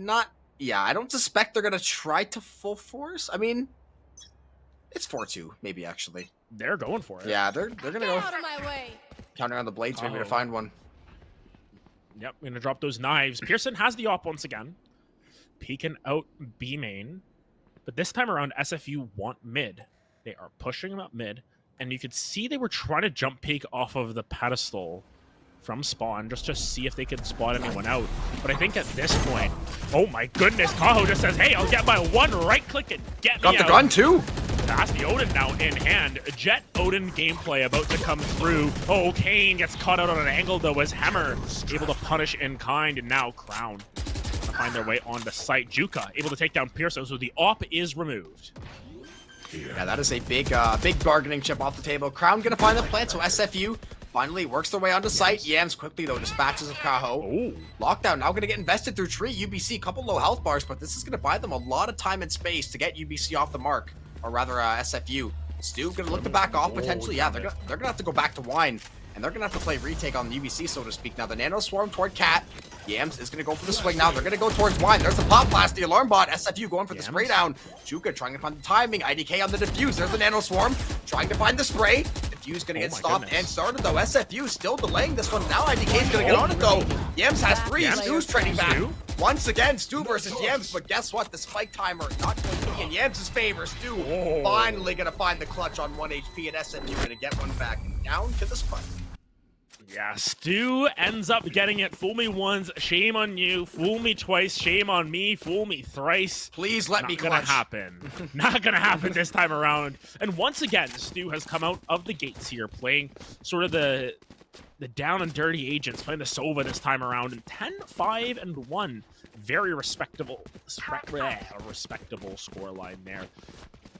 Word soup is starting to happen. Word stew, as we'll call it. Yeah, there. Perfect. I make so many stew puns at this. It's always food. Listen, can you tell them? It's getting to that time. Listen, you're probably just. Oh. You know what? I know what you're gonna say. Yes. Yes. Nonetheless, it's either coffee or food. Yeah, Pearson is gonna have a little bit of time to go get some coffee if he so desires. Sent to the break room by Stu. SFU though, playing back. They're not looking for anything. They're just playing their time. Trying to get thriftied for the 5th time. I wish we would have had stats last game, because I swear it was 4 thrifties. I swear everything I love. It was at least 3 or 4 Yams looking to make it happen. Every single round, I feel like it's Yams and Hammer that are just disgusting with these triggers. Oh no, Crown. Speak of the devil. Hammer and Yams, good for 2 kills this round. That's a good paranoid too. Trying to find some timing. There's the Nano Swarm though. They're gonna look at UBC challenging back in spawn. The shotgun's a microwave. SFU. They are getting hit with the kitchen sink right now. IDK looking for one more set of timing, but Kane with the right click. Every single round has been messy, expensive, all over the place. It's been fun. SFU somehow walking away with that one again. They're looking like the whole kitchen at this point. Just everything's going everywhere. And into a pause we go. UBC biding their time, using this once again on a round where they've got the full buy coming down for them. They've been... It's a weird game in a lot of ways. It's been a weird game, but UBC have come out once again a little bit flat-footed, and SFU, we talked about the momentum, we talked about the importance of them finding these rounds. Yes, there was a little intermission in the middle there, but 6 out of the first 8 rounds for SFU on the attack on Ascent, definitely going to be something to worry about, because you have to consider, if SFU were finding 7 or 8 rounds on the attack when, once again, Ascent is more so a 6-6 or 7-5 defensive-sided map, you have to worry about what happens on the opposite side. If it regresses towards the norm and you aren't able to find as much of a pop-off on the attack as SFU are, you're going to lose the series. You're going to once again finish second. You're going to once again go home in disappointment, and SFU are going to be riding that wave all the way down to nationals. That is what is at stake here. It is more so about next week that I'm worried about for UBC as opposed to right now. Of course, we worry about right now as well, but that worry starts to creep in even more as we crawl towards the final 32. Yeah, I was gonna say, right, every single team, yes, you want to win for prize money and everything, but UBC, they are a strong ass team. But there is a lot of really, really good teams in nationals. You do not want to draw one of those top 4 or 5 seeds just like that. That could end your run before it begins, because those first 2 rounds of nationals, single elim before we get into that double elim. So you could draw a bad pull, end up being out of that massive tournament. And nationals, right, for every Val player, like, this is why you get scholarship. This is the reason you want to come to college and compete in Valorant. It's to go to see Val, go to LA, and win the whole thing, get a fat stack of prize money, and stake your claim. That's great. Pearson having a great series as well. Good for that first blood. UBC entering back. Yeah, and I mean, there was a release on the prize money as well. You know, $100,000 it's pot big. at the end of the day. It's a big for prize a first pool. year too. They know the power of Valorant, and they know these players know that as well. You want to go for the top prize. You want to get that trip to LA. You want to come chill with us down there as well. Not to, you know, give ourselves a little bit of a shout out there, but hey, a little ego boost. A little ego boost, yo. We'd be down to hang out with any of these players. Let's be real. No, most of the West players have been great to us. Yeah, they've been fantastic. All of them. All of these teams have been great. Kane, Inub, Yam, Stu, everyone's going down. KO and Sova action both ways as now this B site looking mighty fine for the taking, looking submissive and plantable. But here comes the Omen ultimate as well, just to try and find a little bit of space. 2 members of UBC on this site. Gonna be challenged for SFU to find the plant down, especially with the time ticking down. All of this util being thrown out. Crown is going first. That spike is gonna go flying out of the hands, but Juka is gonna find 2. Has to go for the plant as soon as possible. Oh man, Juka not gonna be able to get that plant in time. Has to find another clutch out of nowhere. Will not happen. The time has expired. Yeah, maybe looking for one more exit frag here, a little bit back and forth. There's the headshot. So a 4K for Juka. It looks fantastic. And I will say, UBC wins the round. That broke their economy. So that's one of those rounds where, like, yes, you won the round, but, you know, you won the battle, but you kind of lost the... Well, SFU's been forcing every round, too. So honestly, we're getting a pretty even buy for maybe the first or second time all game. What is this? This is round 10, and this is what we're buying. We're buying both a Spectre, teams. We got a Judge. It's both teams, too. It's just it's herky jerky, it's jank, it's all kinds of adjectives. It's just half. There are adjectives we can't use. We'll put it that way. UBC's is a little bit gooder. That's an adjective we should never use ever. Look, oh, Yams, Crown, all gonna pick some up of their own. The chaos continues. Cue the G2 Wonder meme. What is going on? Inub lines up 2 at the first shot. Oh my god! He can't even think. He's going to find another one. The most important gun this round was the big old bow from downtown. And now Kane is left to wonder what just happened. Kane has a little bit of a wraparound, though. Will we see the first melee of CVAL Grands? Probably not, but boy howdy, it would be entertaining. Oh, no honor. No honor. Find it. Yeah, this is tough to crack here. Oh, wow, I knew not. Oh.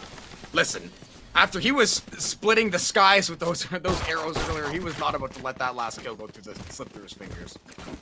Yeah, fantastic round from Inub. My goodness. Look at SFU can't buy a get. These buys are so weird, champ. They're half forcing till the end of the half. They have 5 ultis. They're not going to get a good buy, like a cohesive buy, basically.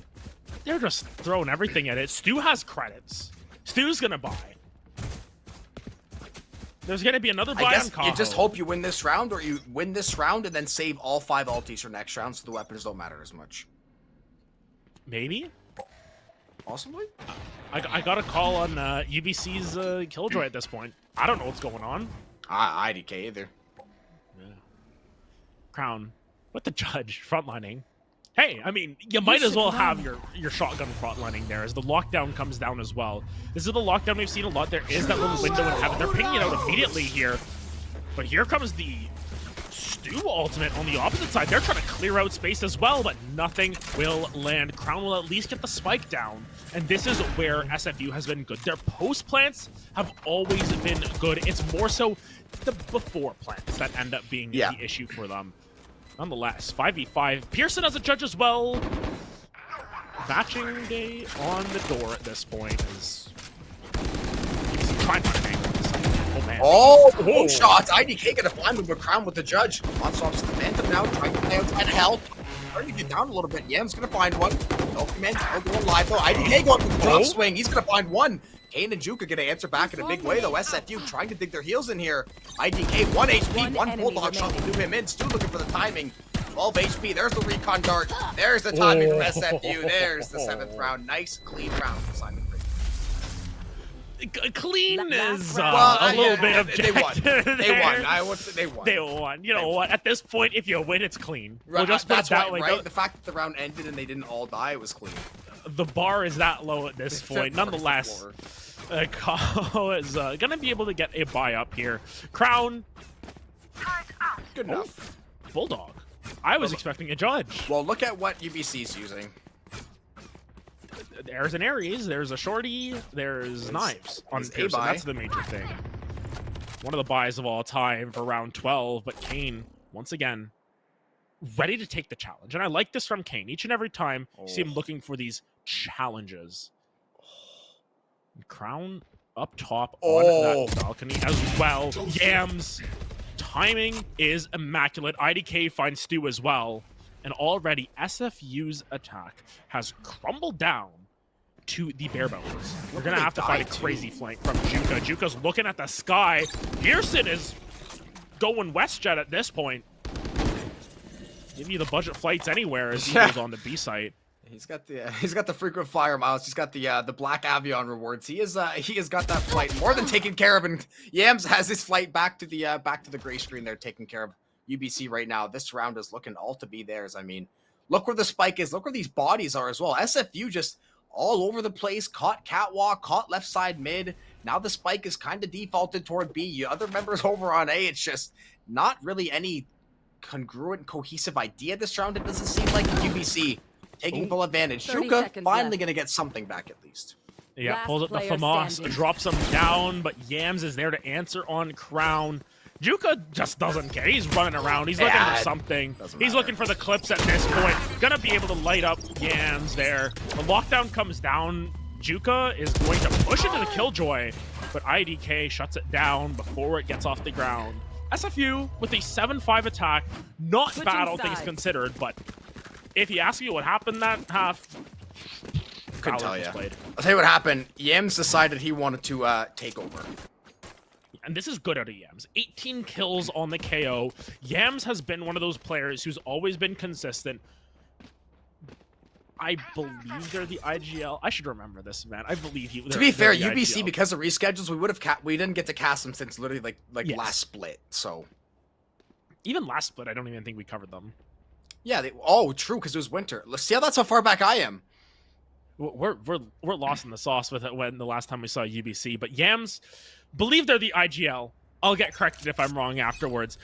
Having a boaster performance. You know, they can boast about this one. 18 and 11 thus far, holding down the fort for UBC. And now they go into the attack, and I want to see what they can cook up now, because we saw what the answer was on the opposite side. Pearson, once again, takes the same fight over the house and says, "I see you later," as Juka, full blind, can't see a dang thing. Lots of damage taken on the way in, though, as Stu as well just has to get out of dodge. There is low health bars everywhere. Who knows what's going to happen now? Listen, the one word for these two teams is scrappy. There's a lot of chip damage. There's a lot of fighting, constant back and forth between both of these squads. So these low health bars have become a staple, so to speak. SFU, there's a nice little pop flash. Jocko going out there as well. Kane trying to find some timing there in Garage. Pearson down to 1 HP, gets taken down. Hammer down low as well, but Stu also at 8 HP, so SFU not looking too good either. The Frenzy's going to be good for one. Cow finds back one, though. Two hits back in Boathouse. Stu and Crown, the two-man game, though, getting it all done. Cow throwing his name in the hat, too, and forget the health bars. I mean, look at the health. 8, 9, 68. Everyone's thanking Stu for that round, apparently, as well. 85 HP total. And if you count the UBC members, there was 5 players with about 100 HP. Yeah, that's what happens. You know what? You start pooling the health at that point because you're just hoping you can scrap together a win. Now for UBC, once again, forced back onto a save. Their strategies are going to have to be a little bit more variable here. And I see the variance in the strategies coming through from SFU as well. Before, we used to always see one person save. We always used to see one person say, hey, listen, I'm going to drop ego, I'm going to go up, and I'm just going to pick up a frenzy, try and get my one. If I die, I buy it for next round. This time around, though, there's a full buy on their side. They aren't giving any free real estate. The God Dart barely missing there. That's not going to clear out much of mid at all. And Crown... doing Crown back things. At home. Back at home. Crown doing Crown things. Judge and his thoughts. Waiting for an unsuspecting UBC member to walk through. But no one's going to indulge the A site. Looks like mid going to be the flavor for the moment. Working up toward tiles, though. Oh, yeah. A looks like it's going to be the preference. Oh, my God, Crown. They're about to read into this. This is going to be so unfortunate for UBC. There's one down. Crown looking for more. UBC now knowing what's at stake. There's a nano swarm, though. They're going to have to back off Crown, but he's going to hit that door switch probably. Paranoid is going to go through. Crown going to find good timing. The 0 point and the Paranoid, though. That is a nice little combo through tree. Stu looking to find one. That Ares is going to be too damn strong from there. Owl Drum now going to follow. Finding and Hemmer both getting tagged out Oh. there. Whoa! That is a lot of information over toward mid. SFU, they have an encyclopedia Last on player UBC standing. right now, and Stu Spike down mid. getting all that work in. Crown looking to find a challenge with the judge. A full house for Crown and Stu, and SFU looking better and better as the rounds go on. Today, I learned Sova's dart there from the Owl drone is Pierce's. It got both of them. Same dart. Oh, yeah. You're right. You learn something new Huh. every day. That's actually fascinating. I don't think I've That's ever seen really that. cool. Because remember yesterday too, like we know what can happen, but like you got hit with the recon dart, ran out of cover, and I got pinged by the dart because I was like, yo, what? I wasn't even like on the site, and Adam was running with the dart stuck to his shoulder, like, yo, guys, help me. But the Owl drone getting two is actually really, really cool. Because I don't think he fired a recon dart first. We saw the whole play with the LMG. Oh my goodness. Oh, speaking of the LMG, Yeah. the God of War comes down and rains fury upon IDK. 32 HP in a dream. Doesn't have any mollies this round. That is something to keep in mind for the post plan. Yeah. IDK will not have agency to hold the site as well as they potentially would. But UBC, I don't think they're interested at this B site anymore. They're tired of playing into SFU's hands. Trying to open up the map a little bit here. With that spike down towards A, they are crawling up towards tree. Crown But is once again, he changed his angle too. Oh, he's gonna get past the Owl drone, oh. but it's a bait and switch. Pearson, that is a great read from UBC, making that adaptation. Crown overheating just a little bit. Now the B site looks like it's gonna be hit, and there is no utility here. That whole KJ setup is at A, and that one play from Crown opens things up completely. Pearson, he's getting a lot of audio information. There's a paranoid. There's a 0 point. UBC looking for the go button. Pearson's got them all. That's free. yeah, Stu gonna rain down fury once again from behind. 30 seconds But left. unfortunately, the site is seceded over to UBC. They have marked their ground. They have stood it strong. And now it comes down to the answers from Stu. It comes down to the answers from Juka. Juka doesn't have a great gun, but he has 10 HP in a dream. Oh. Stu gonna get the lie of Larry there. Hammer Look at takes the a lot of health. damage from that too. Oh, here comes the ultimate as well. He's gotta find this. There's one. There's two. Last player There is standing. the third. Juko's able to find the other one. Juka Juka's finds got them three. all. And SFU. It was a zoning ult. Oh my goodness. Honestly, great idea by the Hunter's Fury. Even if you don't get the kill, it's Ascent. There's only limited options. They have to either run Boathouse or pop out of Boathouse. And even though Juka has 10 HP, you've got a half-decent weapon. Try to play them out of that Hunter's Fury range and just bait and switch with that SMG. And just like Crown got caught early round, we see that play work exactly the same way for SFU. And that's a massive round, because now look at the eco. That was supposed to be UBC's buy round. SFU was going off the round to purchase. Now they have the money stored up. They have the weapons once more. It's just looking like it's going to go SFU's way. UBC 10-5, definitely lots of time left. We have seen these sheriffs get popping before, but you are running out of time to keep this grand finals going. You have to make it happen. You have no choice at this point. And a quick push up mid from Pearson, once again holding the hero rifle. That is dangerous ground as Gotta kill, Kaho though. gets a lot of damage down. Are they aware that Kane is here as well? The trigger discipline, Had not gonna to. test it too far. Was about to get spotted out. And that hero rifle is in deep enemy territory. You are not picking that one up with ease. Hammer also has... Did Hammer pick it up? Hammer, I think they both had one. Oh, maybe. I don't think Hammer got to that gun. We'll check the VODs. Yeah. We'll check the VODs. Check him, VODs. Nonetheless, it is Hammer with the weight of the damage on his shoulders. At least the consistent damage. A 4v4 is IDK continuing to lurk up mid. But once again, they are perfectly content, SFU, to sit back and vote, wait for the execution to come down, let all this util get dumped down, and potentially take advantage of some unaware, unsuspecting character. Stu is spotted out there. Oh, The Paranoid big. gonna come down. But are they aware that Kane is there as well? No, they are not. Kane finds their mark. The shots are firing down. Kane able to get one. Stu was able to pick it up. IDK picks up Crown on the way through. IDK gets a face full of Juka. Big blind coming down, and Kane gets the 3K. SFU 2 points away here from taking the map, taking the series, taking the whole tournament, and they're doing it at the expense of their crosstown rivals. I know SFU won the round. How disgusting is UBC with the sheriffs? Honestly, it's actually just gross. Every single time it's all sheriffs, they get minimum 3, regardless. at this point, now the worry creeps in. Turret out. Last map, it was UBC in the lead. It was UBC holding serve. It was UBC who had the game to lose, basically. This time around, it's all SFU all the time. Their attack's been good. Their defense has been good. You cannot get a round off of these guys. 4 straight rounds on the defense once again. And Pearson has to fly high. We've seen it before. We've seen the knives get their value, but he isn't aware of Kaho. Yams is going to be struck down as well. Very low health as Kaho is trying to make noise, trying to get Yams off the angle. I think that was a fake dash.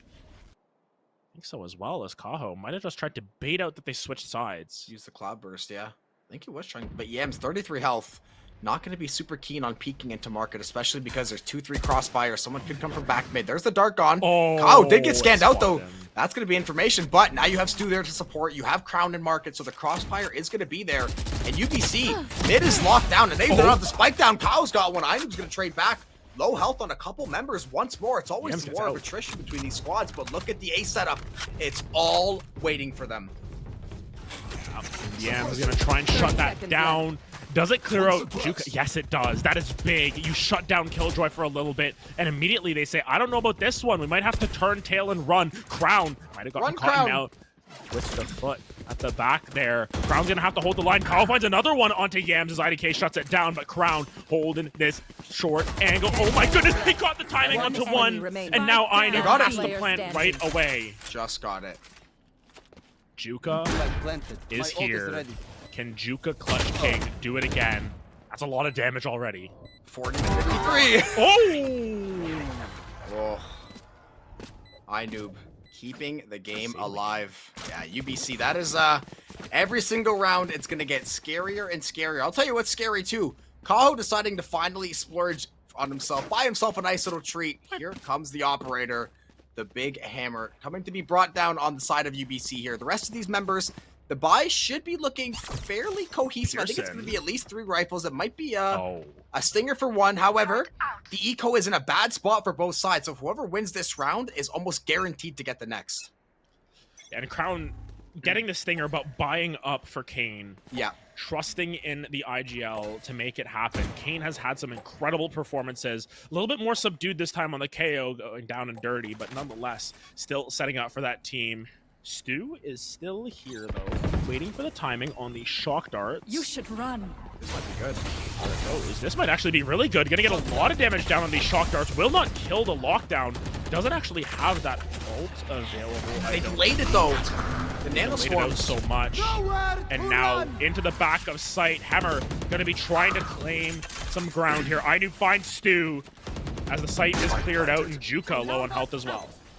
Yeah, that's a good setup for UBC. They're going to get the microwave setup too, so this is a very, very good job on the post plant. Now it's going to be on SFU to try to crack this defense somehow. Kane, full health, has utility. This is not going to be an easy task, though. I mean, it's just going to be so hard to challenge the operator too. Kaho looking for a cheeky little pop flash there. Kane's going to flash. The op shot's going to miss. SFU not really gaining any ground here. UBC taking it through them. IDK and Emmer looking for a pair. 2 with 1. Yams answers back, though, immediately, and Kaho. Not a single is time to save, but I don't think he's going to get away. Actually, just barely gets away with the operator. Just barely. Yeah. Will be able to escape. Kaho will not shed blood in this round here, but UBC continuing to take their toll, whether it be in blood or gold. This time around, once again, they're able to save a couple more rifles, and that's important because their economy is not in good shape. They need to be saving multiple rifles on these round wins because they cannot afford to rebuy completely. Yeah. And now that you've got a little bit more of a cushion here, specifically Inub with that, potentially you have the option to afford a couple more. And SFU Flamingo, good call. This is their first timeout of the entire series. I was going to say, say, listen, let's simmer down. The stew's been boiling over a little bit too much. The yams are getting overripe in the fridge. We're going to just vibe it out. Let's get these strats down and let's lock this win. Yeah, you have a couple decent ultimates. I don't suspect we're going to see anything this round because, right, for SFU, because it's a 4-round cushion and it's not already 11-9, you can theoretically play the macro game because, right, look at that. UBC just burned 4 ultimates in the last round and a half. If SFU can wait one more round, they're going to have a full buy, 4 ultimates for that next round. If they can even take 2 to 3 guns off UBC, even if UBC can full buy next round, you're going to make it expensive, and you can slowly start to chip away at that economy, because UBC is never going to be in spot to get that loss bonus again. That is going to be gone, dusted, cooked from the cards. So they're going to have to win these rounds out. And just like SFU last time, when SFU wasn't able to get it done, see if UBC can find the answer. And UBC have to try and find the answer. Yeah. It will be a long, arduous road for them.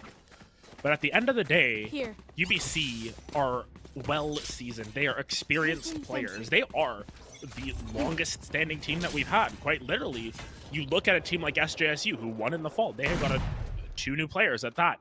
You look at a team like Demigods. They didn't exist in the fall. You look at UCR Blue. They changed roster players with gold. They swapped out some pieces to make the best roster possible. SFU, a team that came together in the winter as well. They didn't exist in the fall. Kane was still playing on 07. But UBC is that one consistent that has held serve, has held their ground this entire time. And if you can't cope with these situations when you're down 4 rounds, then have you really played as a team? Yeah, if you don't deserve me at my worst, you don't, or what is it? If you don't want me at my worst, you don't deserve me at my best, something like that. Yeah. That is the same old one of those Instagram quotes, you know. Yeah, exactly. 6 a.m. morning inspirational quotes before you Kane has an op. And Kyle has a Blade Storm. Juka's got a Marshall. Does he? Oh, yeah, Kane took the op. I was going to say, I thought someone else had the crosshair there. UBC stacking up toward A. The microwave is toward tree. Turret's there, too. There's an Ultraman, though. They're going to hit the go button here. This is time to go for UBC. 30 seconds left. Pulling the trigger, getting onto site, knowing that the knives are down as well. Juka able to find one. No way. To Yams, find one's onto Hemmer as well. The Marshall is a budget option. And yet, it still ends up coming through in spades. Oh my goodness, overheating a little bit there, but Kane with the operator. What is going on? Brown finds it! And now Ainub in trouble! What was that? The res did not matter. SFU on... It wasn't even a thrifty at that point. It was just whatever they could afford. What was it? Sure. UBC timeout. Yeah. I need a timeout. We need a timeout. We need a timeout. We need a tech timeout at this point to think about what just happened. Look at... Not actually, though. I have bad news for UBC. Lockdown still in the back pocket. That is going to be a very, very big problem, especially no Hunter's Fury to counter it, no utility you can use to try to break that thing down depending where it's planted. And the buy, as it looks now, is what it's pretty much going to be. Ainub should be able to buy up a Bulldog for IDK, but it's going to be Bulldog, Stinger, 2 Phantoms, and light armor probably. That is whoa. Oh, whoa, hey, whoa. Hey, got any lineups? Got any lineups? Yeah. Got any lineups on your phone? Yeah. That is the closest I've ever seen Sova's face, and the closest I hope I ever have to see it. Thank you, observers. Honestly, keeping the timeouts entertaining, that's the key. That's the because we can talk about eco and strats all day. It's something nice on the eyes, though, right? The audio is always great. Well, I don't know if Sova's face that close up is nice on the. Well, you know what? Different strokes for different folks. It's up to you what you like at that point. It's you know what? More of an Omen guy. I'm more of a Sage. Yeah, I'm more of a Fade guy myself. We've come full circle at this point. Rare Adam, the Sage one trick, now forced to reform due to premier reasons. And SFU coming through with what could be the salty run-back victory against UBC. They lost in winners finals. They came back through lower finals. They took down CPP, and now they're looking to take down the raid boss UBC. And UBC said, hey, let's go in SFU. Honestly, SFU, I like the idea to play full retake. Look at this, though. Juka's going to find the first one. Lockdown now initiated. Yeah, this is going to be very, very tough. Juka behind you, though. He's got one in garage. IDK and Stu going back 1-for-1. The pop flash, though. Oh, my goodness, they're all gone. Taking control. They're taking over, and they're taking CVAL West. They're going to be your grand final champions. They're going to go to nationals with a nice high seed. Taking a family They take picture. down UBC, and they are taking a family photo around the spike. SFU, congratulations. Simon Fraser, you have won CVAL West. What an action shot at the end there, firing the arrow down, someone's jumping up. Incredible stuff from SFU just to be able to close it all down. And this team has worked tirelessly. They've been blocked out from a lot of opportunities. They weren't able to qualify for CCC as they lost in grand finals there. They weren't able to do it in the LCQ as they lost to U Alberta in that one, but they're able to overcome every single obstacle.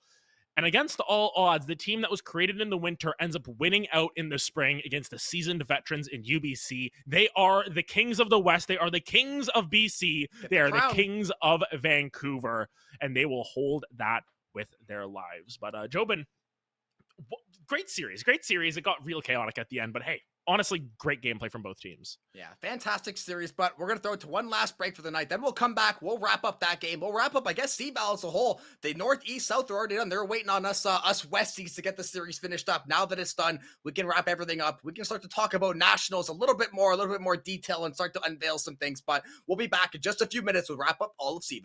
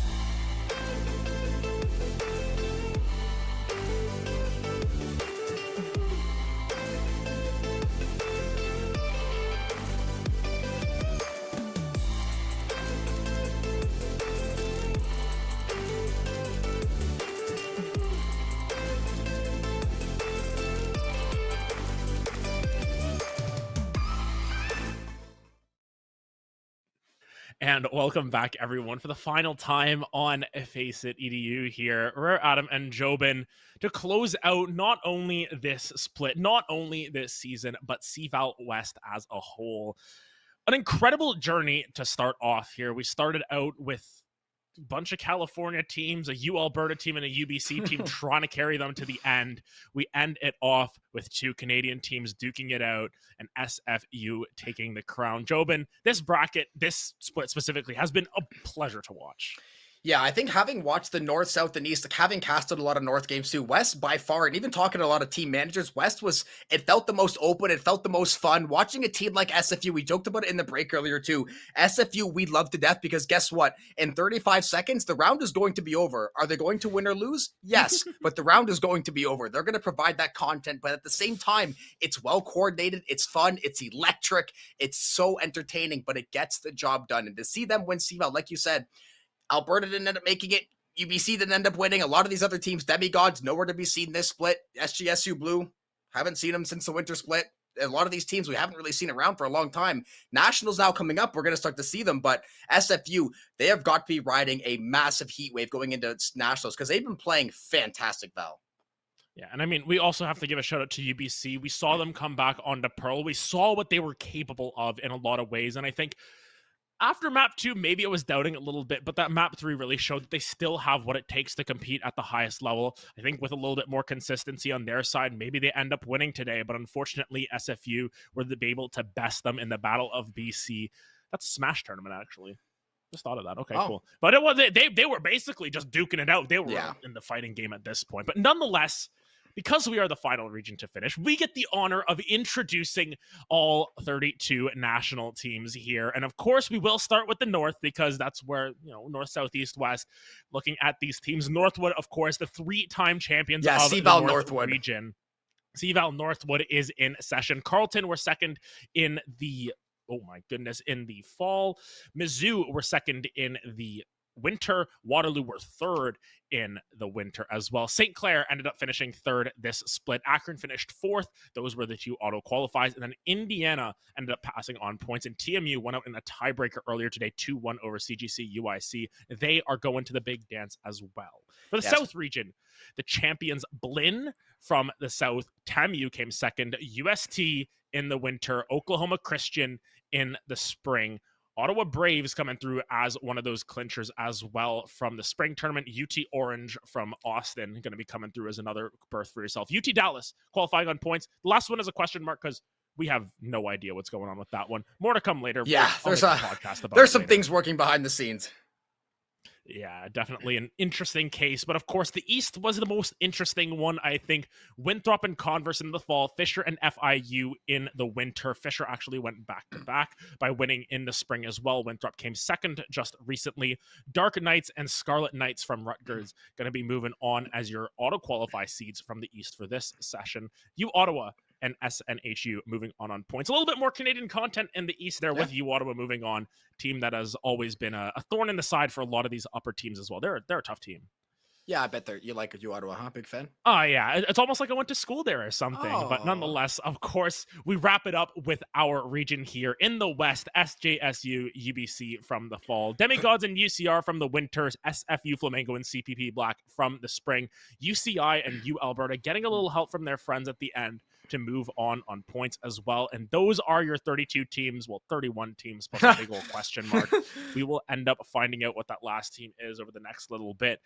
But Jobin, that wraps us all up. And we've had ourselves quite the time here. I'll give you the floor to sort of say your thank yous and all that sort of stuff as well. Yeah, fall, winter, spring. It has been a fantastic 3-split. CVAL has produced some of the best collegiate esports content probably in the world at this point. It's only been around 6-7 months at this point since its inception. Lots of growing pains in the early phases, right? Lots of seeding getting figured out. Lots of teams, trying to make their way and really pave their way in this Valorant space as these collegiate titans right now are. Teams like Northwood coming out of the North, Fisher in the East, and you got out West, we have teams like the Demigods and all these other teams. So much talent in the collegiate scene, right? We're seeing a lot of T2 players start to slowly trickle down into this collegiate pipeline going, hey, how much money can I make? I can go to LA and play on LAN. This sounds like a pretty good time. Full ride, and I can go play and make some money with my friends. It's a very, very good time. CVAL has provided us with so many great memories, especially, right? Big thank you to Face It for having us on and having us talk our heads off at a lot of these series, whether we rambling about food, going on tangents, whatever else we were doing in the meantime. But we got to call a lot of fantastic games, got to link up with a lot of great players too, honestly. Shout out to the teams in the West, giving us interviews, giving us content, taking times out of their weeks, out of their schedules, letting us, Adam specifically, try to cast midnight, reschedule games for CVAL on the CVAL Hub channel, so many other things that were going on, a lot of moving parts into these splits, but it's all been worth it. It's all been in the name of content, in the name of CVAL, no other way, no other person I would have rather closed things off with. And again, just thanks everybody for the massive, massive opportunity. And hopefully me and Adam are going to be back. Hopefully we're going to have some work for nationals, hopefully try to get a couple games in there, at least get some content cooking up, got to keep the hot streak going. But like we said, we're going to be in LA at least for the visit for the June weekend of CLOL CVAL. So if anyone wants to come see us, two idiots, you can come down there. We're going to be at the event all 4 of those days. Should be a fantastic time. And honestly, just thank you to everyone. Face It, everybody, so much once again. This has been some of the most fun I've ever had. Yeah, incredible stuff from both of us. I can mirror a lot of Jobin's feelings in saying that it has been so fun working with this group. Individual shout out to Duran. Thank you so much for trusting in us to make the content, to bring you all the action once again. Thank you to Optimize, Genie, XT, Ejinx, Spectre, T-Money, Royal Ames, everyone who has helped behind the scenes. They get to make this so much more fun with the content, with the observing, with the producing, just being here with us to bring it all to you. As I said, as Jobin said, thank you so much to the teams. Thank you so much to the managers for reaching out to their players, making sure that we get FaceTime and making sure that we can get that content out there as well. Aww. And of course, thank you to all the Look at fans the out there stinger for making it so fun. Oh, look at that. But of course, thank you to everyone who's joined in chat as well. We've been having such a fun time being the closer here for CVAL overall. Yep, we will be looking forward to Nationals. No leaks. I'm not going to say anything about that. That's the only leak that you get. We'll see you next time. Thank you once again, and we will see you later.